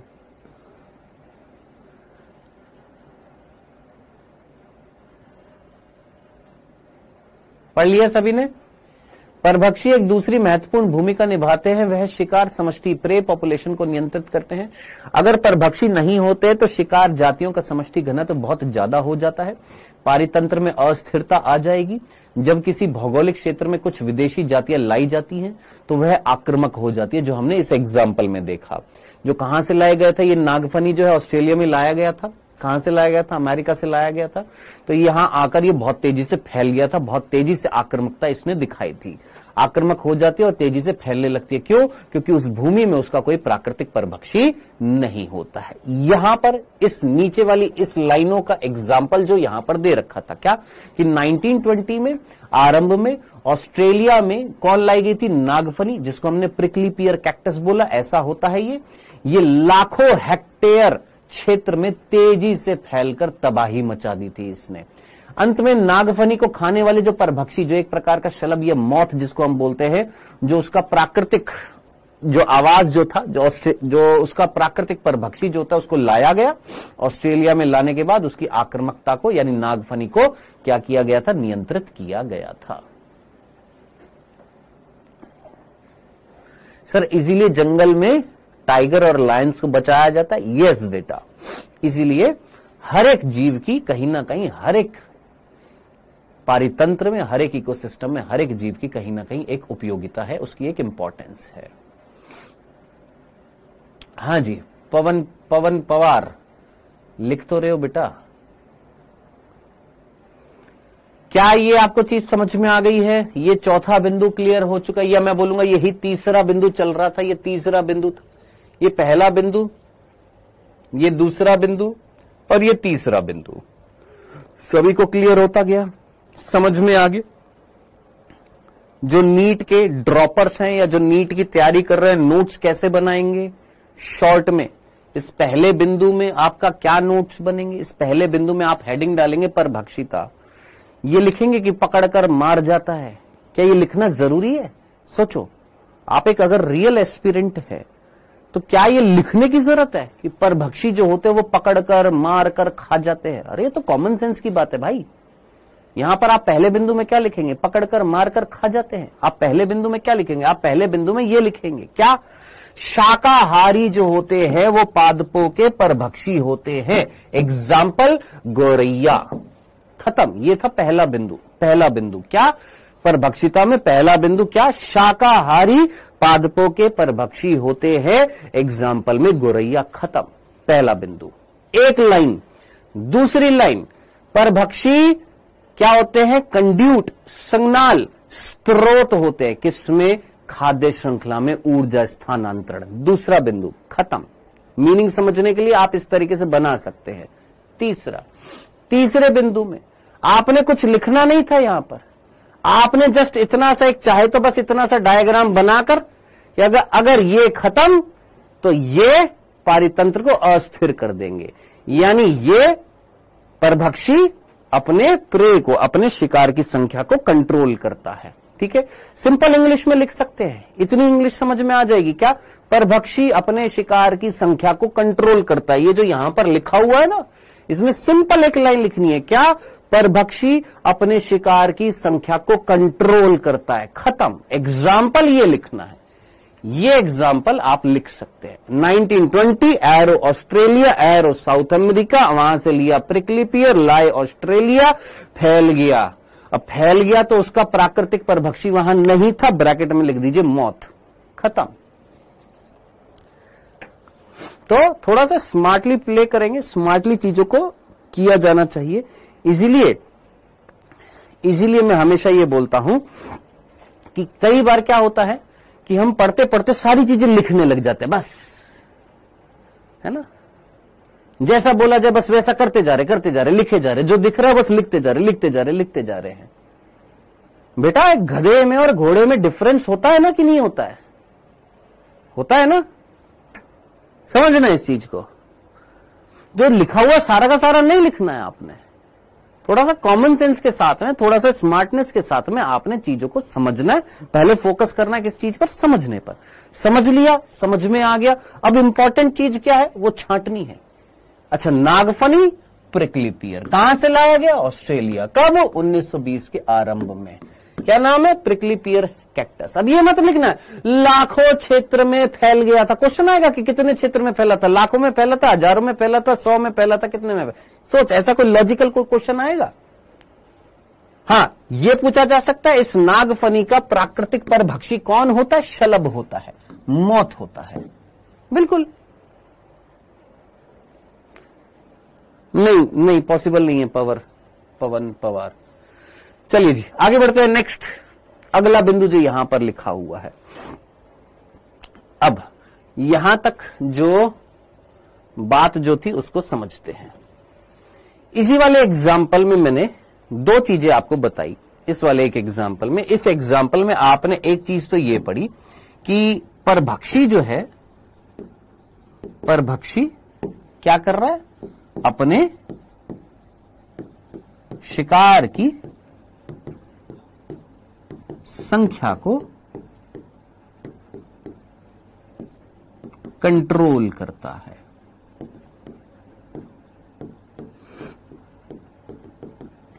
ठीक है, एक चीज तो हमने ये पढ़ी। अगर परभक्षी नहीं होएगा तो शिकार जो है वो बहुत तेजी से बढ़ जाएगा, हमने ये देखा। अगर परभक्षी नहीं हुआ तो हमने देखा कि भैया ये तेजी से बढ़ जाएंगे, है ना। दूसरा हमने ये देखा जब ये तेजी से बढ़ेंगे तो आपस में एक दूसरे को नुकसान भी तो पहुंचाएंगे। हाँ जी, तो हमने ये वाला जो बिंदु जो था उसमें क्या पढ़ा कि सर जब यहां से हटा दिया तो इनकी संख्या तेजी से बढ़ गई थी। यानी हमने ये पढ़ा कि परभक्षी अपने शिकार की संख्या को कंट्रोल करता है, ये हमने पढ़ दिया है। ठीक है जी, और इसका एग्जाम्पल जो था वो हम यहां पर पढ़ने वाले हैं। कैसे? देखिएगा, एक और एग्जाम्पल हम देखेंगे। प्रशांत महासागर में, अब महासागर है तो बीच बीच में कहीं ना कहीं पर जमीनी इलाका भी होएगा, कोई आइलैंड्स भी होंगे, कोई महाद्वीप भी होंगे। ठीक है, तो यहां पर एक तारा मछली मिलती थी,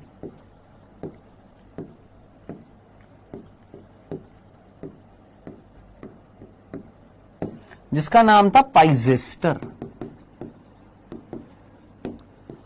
पाइजेस्टर ये कौन है? स्टारफिश है, तारामिन है। दिखने में कैसी होती है जनाब? कुछ ऐसी होती है, ये कुछ इस तरीके की होती है। कौन? ये पाइजेस्टर, ये स्टारफिश है। ठीक है जी, स्टारफिश है। ठीक है, कहां पर मिल रही थी बेटा? ये तारामिन जो है ये आपके प्रशांत महासागर जो है, ये प्रशांत महासागर के जो तट जो है, कहां पर? अमरीकी प्रशांत महासागर का जो तटीय क्षेत्र है वहां पर चट्टानों पर मिलती है। कौन? आपकी कौन? पाइजेस्ट तारा मछली। इतनी सी बात समझ में आ गई। क्या बोला हमने? ये पाइजेस्टर एक स्टारफिश है जो कहां पर मिल रही है? अमेरिका में, जहां प्रशांत महासागर के जो तटीय इलाके जो है वहां पर मिलती है। ओके जी, अब ये जो है ये एक परभक्षी है अब ये किसकी परभक्षी हुआ करती है? ये यहां पर परभक्षण करती थी 100 से ज्यादा, लगभग 100 अकशेरुकियों का। अकशेरुकी, ये वर्ड याद आ रहा है, इनवर्टिब्रेट्स, ये वर्ड याद आ रहा है, इनवर्टिब्रेट्स। जैसे सर घोंगा, जैसे बार्नेकल, ये वर्ड याद आ रहा है, बार्नेकल, ये वर्ड याद आ रहा है, बार्नेकल्स, ठीक है। इनका परभक्षण करती थी, इनको खा जाती थी, ठीक है। यानी क्या ये इन अकशेरुकियों की संख्या को कंट्रोल करती थी या नहीं करती थी? यहां सर बिल्कुल करती थी भाई, यही तो हमने पढ़ा यहां पर, क्या परभक्षी जो होता है अपने शिकार की संख्या को कंट्रोल करता है, ये हमने देखा यहां पर, बिल्कुल देख लिया। अब क्या हुआ, कुछ अमेरिकी वैज्ञानिकों ने क्या किया, इस तटीय इलाके को क्या कर दिया, यहां से बंद कर दिया, पहले तो थोड़ा सा ब्लॉक कर दिया, और ब्लॉक करने के बाद में यहां से इस तारा मछली जो है, इस पाइजेस्टर को यहां से खत्म कर दिया, हटा दिया, मतलब कुछ समय के लिए यहां पर हटा दिया। अब कुछ समय हटाने के बाद लगभग कितने वर्ष के बाद में, ये याद रखना, 10 वर्षों के बाद में, कितने वर्ष के बाद में, सॉरी 1 साल में ही, कितने साल में, 1 साल से 1 साल में ही, कितने साल में, 1 साल बाद उन्होंने क्या देखा, 1 वर्ष बाद उन्होंने क्या देखा, इन 100 में से लगभग 10 जातियां जो हैं अकशेरुकियों की, वो क्या हो गई है, विलुप्त हो गई है।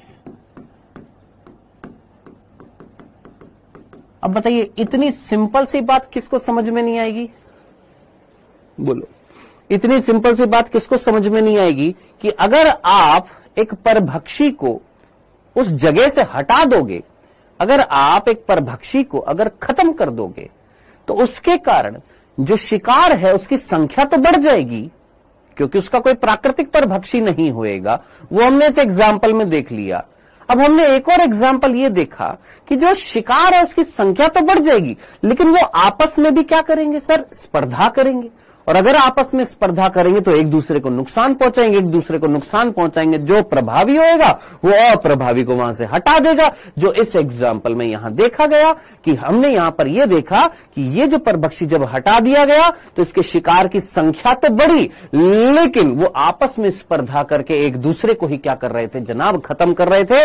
जिसमें हमने 1 साल बाद क्या देखा, 1 वर्ष बाद क्या देखा कि भैया यहां पर जहां पहले 100 अकशेरुकियों की जातियां मिला करती थी, जिसमें से 10 जो है वो क्या हो गई, खत्म हो गई। क्यों? क्योंकि भैया ये कंट्रोल करने वाला परभक्षी जब यहां नहीं होएगा तो ये आपस में भिड़ लेंगे और एक दूसरे को नुकसान पहुंचाकर यहां से निपट लेंगे। बताइए, क्या ये कंसेप्ट समझ में आया या ऊपर से निकल गया? और अगर आ गया है तो जरा एक बार इस लाइन को भी एक बार पढ़िए, एक बार जरा आप पढ़ लीजिए, फिर मैं पढ़ूंगा।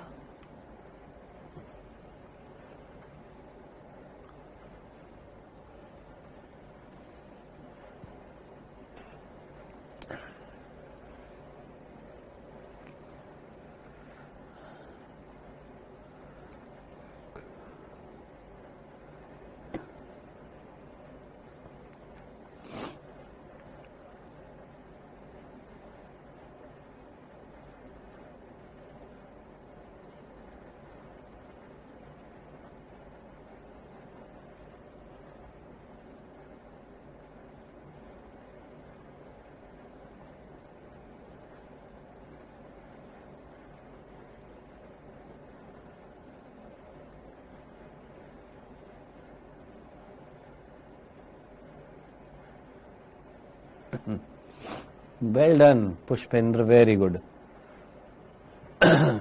सोच, इंट्रा होएगा या अंतर होएगा, ये सोचना पुष्पेंद्र, सोचना, आराम से सोचना।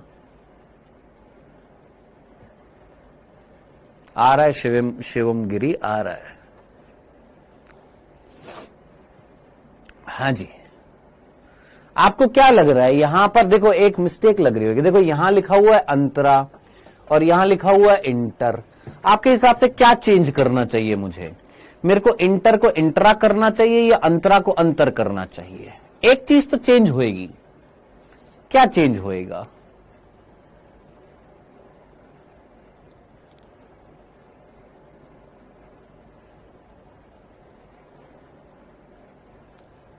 सर कंपटीशन कैसे कम करेगा? सोचो, ओम बाबू, आप मेरे को एक बात बताओ, अभी आप कंपटीशन लड़ने वाले हो?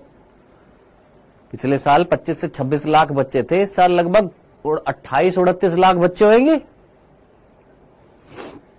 सिलेक्शन रेशियो 1%, 10% का, यानी 27 लाख बच्चों में से 1 लाख बच्चे सेलेक्ट हो रहे हैं, यानी हर 27 बच्चे में से एक बच्चा सेलेक्ट होएगा। फिर कितने बच्चे रह जाएंगे? 26 बच्चे रह गए। 27 में से एक सेलेक्ट हो रहा है तो 26 रह गए, हो गए 26 रह गए ना। अब उन 26 में से हो सकता है अगले साल फिर से ड्रॉप ले, लेकिन हो सकता है उन 26 में से मान लो 6 अगर ड्रॉप नहीं लेकर किसी और स्ट्रीम में चले जाते हैं, कोई और ऑप्शन चूज कर लेते हैं, यानी वो इस कंपटीशन से बाहर हो गए, हट गए वो इस कंपटीशन से। सेम टू सेम कंसेप्ट यहां पर भी था कि जब यहां पर वो पाइजेस्टर, जो तारा मछली, जब यहां से खत्म हो गई तो वो जो 100 अकशेरुकी जो थे, उनका सोर्स जो था, उनका खाना जो था, कुछ का सेम हो सकता था, जो आपस में भिड़ लिए। जैसे आपने इस एग्जाम्पल में अभी अभी देखा था, गाय वाला, हिरण वाला, बकरी वाला आपस में भिड़ेंगे। हाँ जी, भिड़ेंगे, और भिड़ेंगे तो एक दूसरे को नुकसान पहुंचा रहे थे। लेकिन शेर की उपस्थिति में दूर दूर रहते थे, साथ साथ नहीं रहते थे, क्योंकि उनसे डर लगता था। तब तो आई होप आप लोगों ने ये पढ़ लिया होगा, और पढ़ने के बाद आप लोगों ने इतना जजमेंट ले लिया होगा कि यहां पर अंतरा की जगह क्या आएगा? अंतर आएगा। क्यों सर? थोड़ा सा कॉमन सेंस लगा। यहां पर स्पर्धा किसके बीच में हो रही है? 100 अकशेरुकी अलग अलग जाति के हैं। क्या है? अलग अलग जाति हैं, अलग अलग जातियां हैं। अब अगर अलग अलग जातियों के बीच में स्पर्धा हो रही है, अलग अलग जातियों के बीच में स्पर्धा, और ये सोच, अकशेरुकों की 10 से अधिक जातियां, यानी अलग अलग जातियां विलुप्त हो रही है, यानी अलग अलग जातियों के बीच में क्या हो रहा था? स्पर्धा हो रही थी। तो अलग अलग जातियों के बीच में अगर स्पर्धा होगी तो वो क्या कहलाएगी? अंतर जातीय स्पर्धा, इंटर स्पीशीज कॉम्पिटिशन। और ये हमारी इंग्लिश मीडियम के एनसीईआरटी में ये वर्ड लिखा हुआ है, हिंदी में क्या होएगा? अंतर होएगा। तो आई होप आपको ये सारी की सारी लाइनें समझ में आ गई होंगी। कोई ऐसा बिंदु जो नहीं समझ में आया तो जल्दी से पूछिए। ठीक है, इंग्लिश में सही है, हिंदी में मिस्टेक है बेटा। ठीक है पुष्पेंद्र, क्लियर है सभी को? बहुत बढ़िया। ये तारामिन थी बेटा यहां पर। ठीक है, नेक्स्ट। सर 1 साल क्यों लिखा है सर? क्योंकि जिन वैज्ञानिकों ने इसको यहां से हटाया ना, वो एक्सपेरिमेंट करके देखना चाह रहे थे कि क्या होता है। तो वो हटाकर, मान ले 2024 में हटाकर चले गए इसको यहां से। 2025 में जब वो आए तो उन्होंने देखा कि अले ले पहले 100 प्रकार के अकशेरुकी मिलते थे, यहां पर अब कितने मिल रहे हैं सर? 90 प्रकार या उससे भी कम हो रहे हैं। कितने हो गए? 85 के आसपास हो गए, 88 के आसपास हो गए, यानी 10 से ज्यादा जातियां विलुप्त हो गई हैं। तो कितने वर्ष बाद आकर देखा उन्होंने बेटा? 1 साल बाद आकर देखा। अरे मेरे चुन्नी लाल, इतनी सी बात समझ में नहीं आई तेरे को कि 1 साल क्यों लिखा है यहां पर? क्योंकि 1 साल बाद यहां पर क्या किया गया? अध्ययन किया गया। अब सर ये अंतर ज्वारीय का मतलब क्या होता है? ज्वार भाटा जानता है? सुना है कभी? टाइड्स, वेव्स, तरंगे, सॉरी, ये यहां पर ये इस तरीके से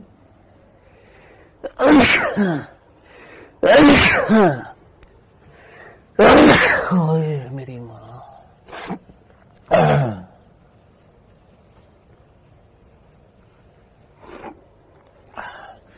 ये तटीय इलाका है, और अगर ये तटीय इलाका है तो यहां पर क्या आती है बेटा? इस तरीके से टाइड्स आती हैं, वेव्स आती हैं।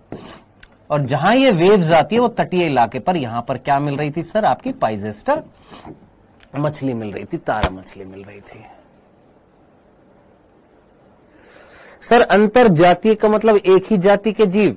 सतेंद्र बाबू बाबू बाबू बाबू, ए बाबू ऐसे ना किया करो रे। सर अंतर जातीय का मतलब एक ही जाति के जीव। बाबू बाबू बाबू बाबू बाबू, देखो हमारी आंख से खून निकल रहा है, क्या बोलते हैं, आंसू निकल रहे हैं तुम्हारा ये जवाब सुनकर। अंतर जातीय मीन्स दो डिफरेंट जाति, अंतरा जातीय मीन्स एक ही जाति के दो जीव। ठीक है, याद रखना सतेंद्र, गलती मत करना। अब चलिए, ये हमारा चौथा बिंदु हो चुका था। सॉरी, ये हमारा कौन सा बिंदु था? चौथा था, ये पांचवा होएगा। सॉरी, ये कौन सा होएगा? हमारा पांचवा बिंदु होएगा।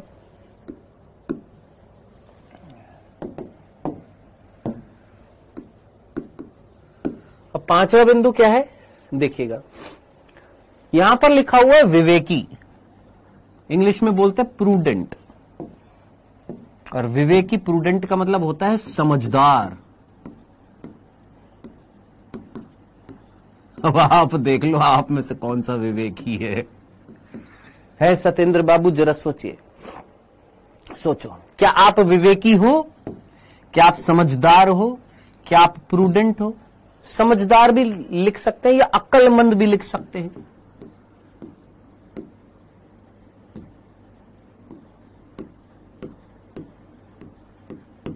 अक्लमंद लिख सकते हैं, समझदार लिख सकते हैं। ठीक है, चालाक, चालाक तो चलो थोड़ा सा नेगेटिव वे में आ जाएगा, चालाक भी लिख सकते हैं। समझदार बेटर वर्ड है, समझदार इज बेटर। चालाक में तो फिर वो हो जाता ना, थोड़ा सा नेगेटिव एक इमेज आती है। बुद्धिमान है ना, बुद्धिमान, समझदार, अक्लमंद, तो ये मीनिंग है किसका? विवेकी का। अब बाकी आप अपने ऊपर देख लीजिएगा कि आप लोग विवेकी हैं या अविवेकी हैं, अपने अपने बारे में देख लीजिएगा बेटा। ठीक है, ठीक है। अब साहब ये जो है, ये परभक्षी जो होते हैं, ये परभक्षी जो होते हैं, ये कैसे होते हैं? विवेकी होते हैं। कैसे होते हैं? परभक्षी इज विवेकी। परभक्षी कैसे होते हैं? विवेकी होते हैं। क्या बोला मैंने? परभक्षी विवेकी होते हैं, प्रूडेंट होते हैं, इंग्लिश में बोलते प्रूडेंट। अब इसका मतलब क्या है? समझदार क्यों है? मैंने आपसे जस्ट इतना सक बोला, मैंने कहा दोस्त ये शेर था, आपने बोला ओके सर,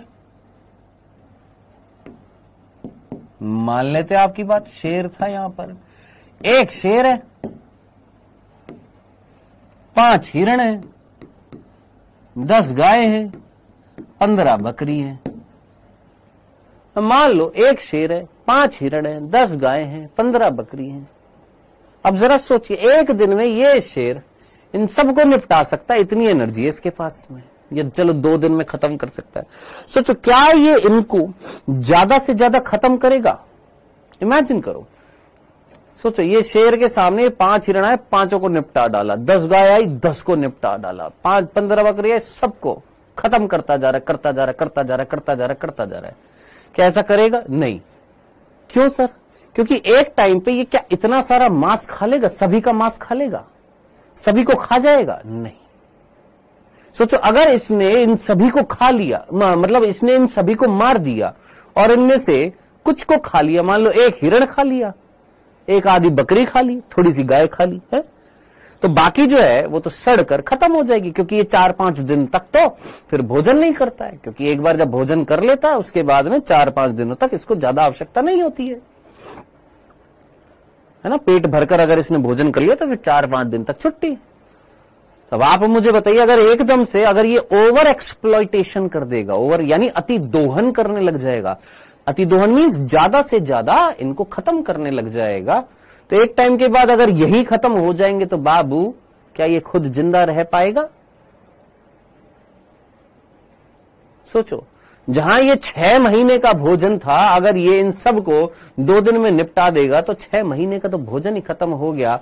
तो जरा सोचिए, क्या ये ऐसा करता है? नहीं सर, परभक्षी जो होते हैं वो प्रूडेंट होते हैं, विवेकी होते हैं, समझदार होते हैं, एक ही बार में नहीं निपटाते हैं, एक ही बार में नहीं खत्म करते हैं। दोस्त, यही चीज यहां पर लिखी हुई है, पढ़िए। अगर परभक्षी ज्यादा ही दक्ष है और अपने शिकार का अति दोहन करता है, यानी ज्यादा से ज्यादा काबिल है और अपने शिकार का मैक्सिमम उसने क्या कर दिया? दोहन कर दिया, एक्सप्लॉइटेशन कर दिया, खत्म कर दिया, नष्ट कर दिया, बर्बाद कर दिया, तो जरा सोचिए, शिकारी क्या हो जाएंगे? शिकार क्या हो जाएगा? विलुप्त हो जाएगा, प्रे खत्म हो जाएगा। और अगर इसी तरीके से अगर प्रे खत्म हो गया तो खुद परभक्षी भी क्या हो जाएगा? खत्म हो जाएगा। तो वो ऐसा नहीं करते हैं। परभक्षी जो होते हैं वो प्रकृति में कैसे होते हैं? विवेकी होते हैं, समझदार होते हैं, अकलमंद होते हैं।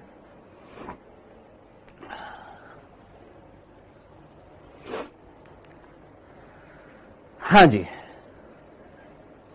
क्या इतनी सी बात क्लियर है? क्या ये 5वां बिंदु सिंपल लिखना है क्या? कि परभक्षी अगर अति दोहन करेंगे शिकार विलुप्त हो जाएंगे, कौमा परभक्षी विवेकी होते हैं, अति दोहन नहीं करते हैं। खत्म। क्या ये हमारा 5वां बिंदु आपको समझ में आ गया? चले आगे। नेक्स्ट, अब यहां पर 6ठा बिंदु और उस 6ठे बिंदु से संबंधित 6ठा, 7वां और 8वां, इन बिंदुओं को यार सही करना पड़ेगा। ये 6ठा हो गया, ये 7वां हो गया और ये 8वां हो गया।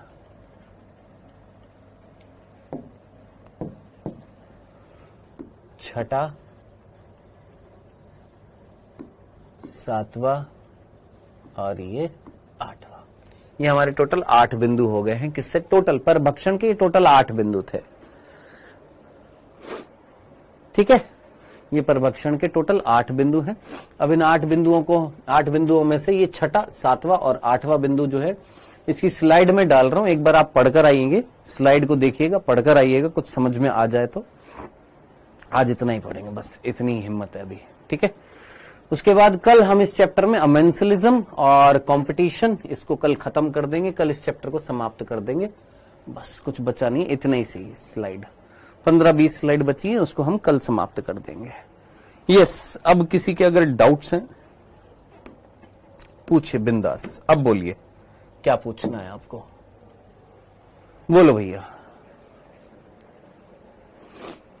बोलो अरम पठान, अब बोलो। रुके हुए हो?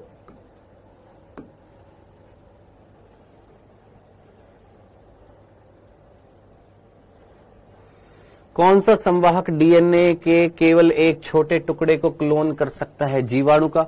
बेटा अगर तेरे को याद है, सिद्धू बाबू याद कर, BAC, YAC, प्लाज्मिड, कॉस्मिड, ये ऑप्शन में दिए हुए हैं। अगर तेरे को 2024 का लेक्चर अगर याद है तो उसमें ये चीज बताई थी, हालांकि हमारे सिलेबस में नहीं है। प्लाज्मिड जो होता है उसके अंदर जो हम बाहरी डीएनए डालते हैं वो कितना लंबा डाल सकते हैं? 1 से 5 KB के आसपास का। KB means kilo base. Cosmid में और ज्यादा, इसमें तो बहुत ज्यादा, बहुत बड़ा डीएनए डाल सकते हैं विजातीय। इसमें भी बहुत बड़ा डीएनए डाल सकते हैं। ठीक है, तो सबसे छोटा डीएनए हम किसके द्वारा डाल सकते हैं? प्लाज्मिड के द्वारा। इनके द्वारा हम बड़े विजातीय डीएनए को हम डाल सकते हैं, तभी तो ये आर्टिफिशियली बनाए गए हैं। डन। तो मेरे दोस्त, क्या हो जाएगा इसका? कौन सा संवाहक डीएनए के केवल छोटे टुकड़े का क्लोन कर सकता है? तो आंसर क्या आ जाएगा इसका? प्लाज्मिड आ जाएगा। ठीक,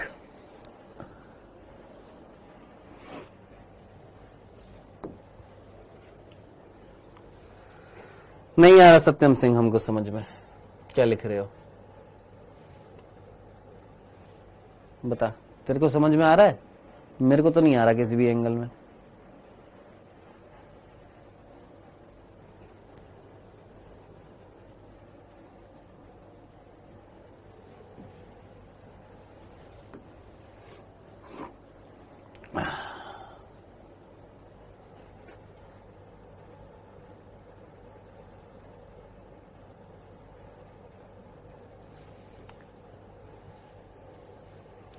After invasion of host, human immunodeficiency virus HIV embedded in the genetic material into the host genome, what number of thymine nucleotide would have been present in the double-stranded DNA generated after the reverse transcription of the RNA?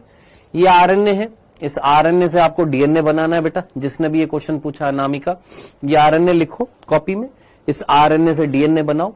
अब जरा सोचो, अगर ये RNA है तो इससे जो DNA बनेगा पहले तो सिंगल स्ट्रैंडेड बनेगा। अब A के सामने देखो, U के सामने क्या होएगा? A होएगा। यहां पर आपको क्या देखना है सर? थाइमीन में कितनों में थाइमीन होएगा? जहां पर A है उसके सामने क्या होएगा? T। जहां पर A है उसके सामने क्या होएगा? T। यानी 1 2 3 3 थाइमीन एक सिंगल स्ट्रैंड डीएनए में, 3 थाइमीन एक सिंगल स्ट्रैंडेड डीएनए में, 3 थाइमीन है। और जितने यूरासिल है उतने क्या होंगे? एडेनिन। उसके सामने क्या होंगे? थाइमीन। देखो समझो, बहुत अच्छा क्वेश्चन है, जिसने भी पूछा है। एक सेकंड पहले मैं इसको सेव कर लूं ताकि इसको हटा दूं।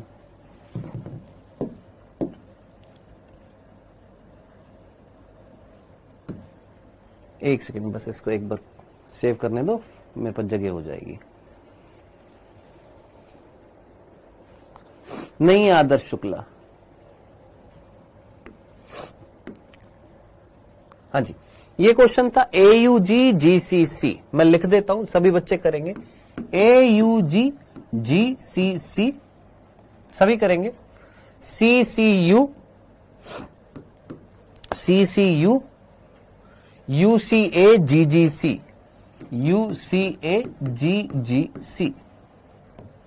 और ACU। ये एक आरएनए का क्रम है, ये एक आरएनए का क्रम है। 5' 3'। ठीक है। क्वेश्चन में क्या लिखा हुआ है? After the invasion of host, HIV virus embedded its genetic material into the host genome. What number of thymine nucleotide would be present in the double-stranded DNA generated after the reverse transcription of the RNA sequence listed below? ये बोल रहा है कि दोस्त आपके पास में ये एक RNA था, ये RNA जो था ये सिंगल स्ट्रैंडेड RNA था, और ये किसका था? HIV वायरस का था। अब HIV वायरस का ये जो RNA जो है ये आगे चलकर रिवर्स ट्रांसक्रिप्शन करेगा और क्या बनाएगा सर? DNA बनाएगा। अब आप मुझे बताइएगा, इससे जो डीएनए बनेगा वो डबल स्ट्रैंडेड कैसे बनेगा? पहले सिंगल स्ट्रैंडेड डीएनए बनेगा। आपको पहले सिंगल स्ट्रैंडेड डीएनए बनाना है। अब जरा सोचिए, सिंगल स्ट्रैंडेड डीएनए अगर आप बनाएंगे इसमें, तो सिंगल स्ट्रैंडेड डीएनए बनाने के लिए इसके लिए पूरक आप देखेंगे क्या होंगे सर? जरा जल्दी से फटाफट दिमाग लगाएंगे। इसके पूरक क्या देखेंगे सर? ए के सामने टी आएगा, यू के सामने ए, जी सी की तो बात नहीं करनी है। क्यों? क्योंकि क्वेश्चन में थाइमीन पूछा था। तो आप यहां पर जहां जहां यू है उसकी जगह यू के सामने ए, और जहां ए है उसके सामने टी। टी क्यों? क्योंकि थाइमीन है। ए के सामने टी, खत्म। तो हमने ए और टी कर दिया। अब ये हमारा सिंगल स्ट्रैंडेड डीएनए। अब सिंगल स्ट्रैंडेड डीएनए से हम क्या बनाएंगे सर? डबल स्ट्रैंडेड बनाएंगे, यानी इसके पूरक बनाएंगे। A T T T A A, ये हमने बना दिया। अब क्वेश्चन में ये पूछा था कि भैया What number of thymine nucleotide would be present in the double-stranded DNA? इसमें डीएनए में थाइमीन कितने होंगे? तो 1 2 3 4 5 6, 6 हमको दिखाई दे रहे हैं। 6 दिखाई दे रहे हैं, हाँ 6 दिखाई दे रहे हैं। 6 ऑप्शन में है, 7 है, या तो मैंने कहीं पढ़ने में गलती। AUG-GCC, AUG-GCC, CCU, CCU, UCA, UCA-GGC, UCA-GGC और AC। अच्छा, लास्ट में ACU था। माफ करना, मैंने जल्दबाजी में यहां पर U नहीं लिखा था, लिखने में गलती हो गई थी। लास्ट में ये U था, तो यहां पर U की जगह क्या आ जाएगा बेटा? यहां पर A आ जाएगा, या सॉरी U की जगह क्या आएगा? T आ जाएगा, और बाकी आप समझ गए। U की जगह T आ जाएगा, सॉरी इधर क्या आ जाएगा? हाँ ठीक है, इधर टी इधर ए आ जाएगा। कितने हो जाएंगे थाइमीन? कितने हो जाएंगे? 7 हो जाएंगे। डन बेटा, ठीक है, क्लियर है? सभी ने कर लिया था ये वाला?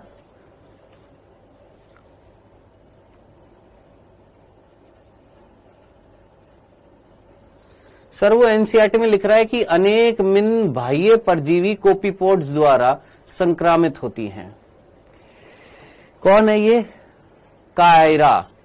कायरा बेटा थोड़ा दिमाग लगाया करो ना। अनेक मिन का मतलब, मिन मतलब मछली, अनेक मछली बाह्य परजीवी, उस बाह्य परजीवी का नाम क्या है? कोपीपोड्स द्वारा संक्रामित होती है। मैंने क्या बताया था? ये जो कोपीपोड्स होती है छोटी छोटी मछलियां होती हैं जो कंपैरेटिवली बड़ी बड़ी मछलियों को क्या करती है? संक्रामित करती है। अब यहां पर बड़ी नहीं लिखा, यहां पर छोटी नहीं लिखा, मैंने उसको इलैबोरेट करके आपको समझा दिया। यहां पर डायरेक्टली लिख दिया है क्या कि कई ऐसी मछलियां होती है जो कोपीपोड से संक्रामित होती है। अब ऑब्वियसली बात है कोपीपोड छोटी होंगी। क्यों? क्योंकि कल का लेक्चर अगर देखा होगा तो मैंने आपको बताया था परजीवी कैसे होते हैं, वो छोटे होते हैं, और पोषक कैसे होते हैं? बड़े होते हैं।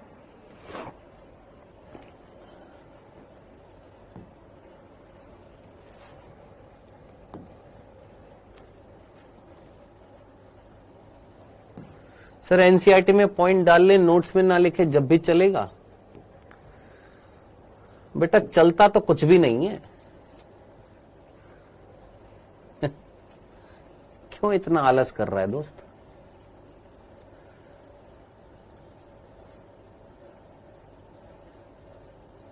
सर एनसीईआरटी में चैप्टर नंबर 9 की 186 की 14th लाइन से 17th लाइन तक बहुत से बच्चों को दिक्कत है। सत्या मेरे को एक बात बता, तूने ठेका ले रखा है सबका? है तू ग्रुप में भी शामिल है और तेरे उठपटांग सवाल आते हैं।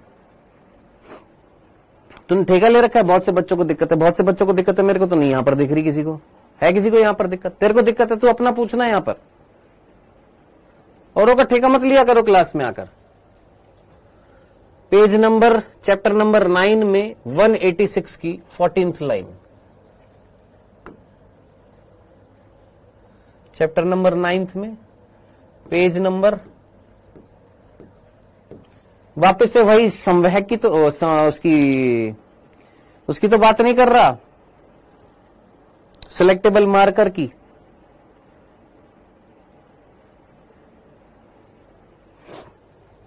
सेलेक्टेबल मार्कर की बात तो नहीं कर रहा। मेरे को तो वही लग रहा है 186 पेज पे, उस दिन भी यही बताया था।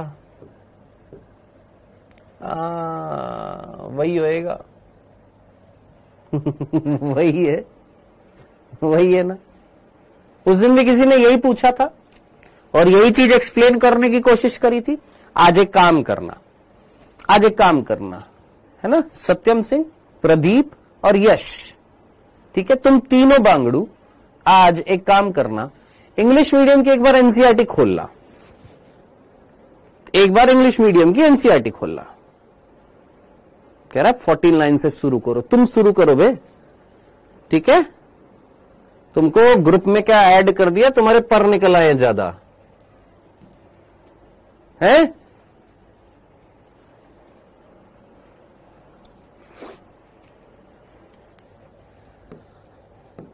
शुरू करो बेटा, तुम शुरू करोगे। इंग्लिश की एनसीईआरटी खोलना और खुद उठाकर यहां से 14 लाइन से एक बार पढ़कर देखना।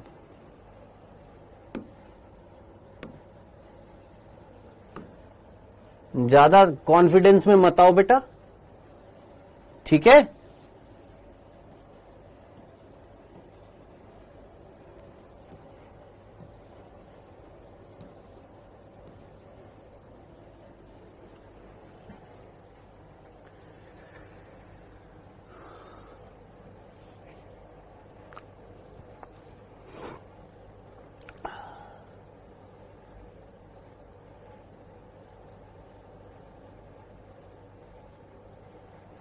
फोर्थ अधिकतर द्विलिंगीय होते हैं।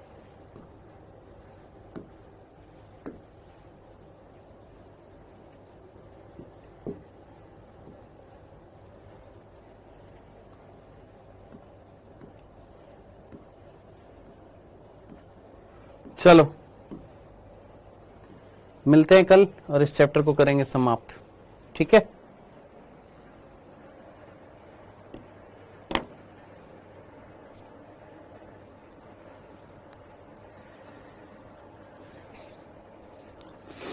हाँ जी, कल आप में से सभी बच्चों को ऐड कर दिया जाएगा और जिनके एवरेज अब तक जिनके मार्क्स कम आए हैं उनको निकाल भी दिया जाएगा, ठीक है।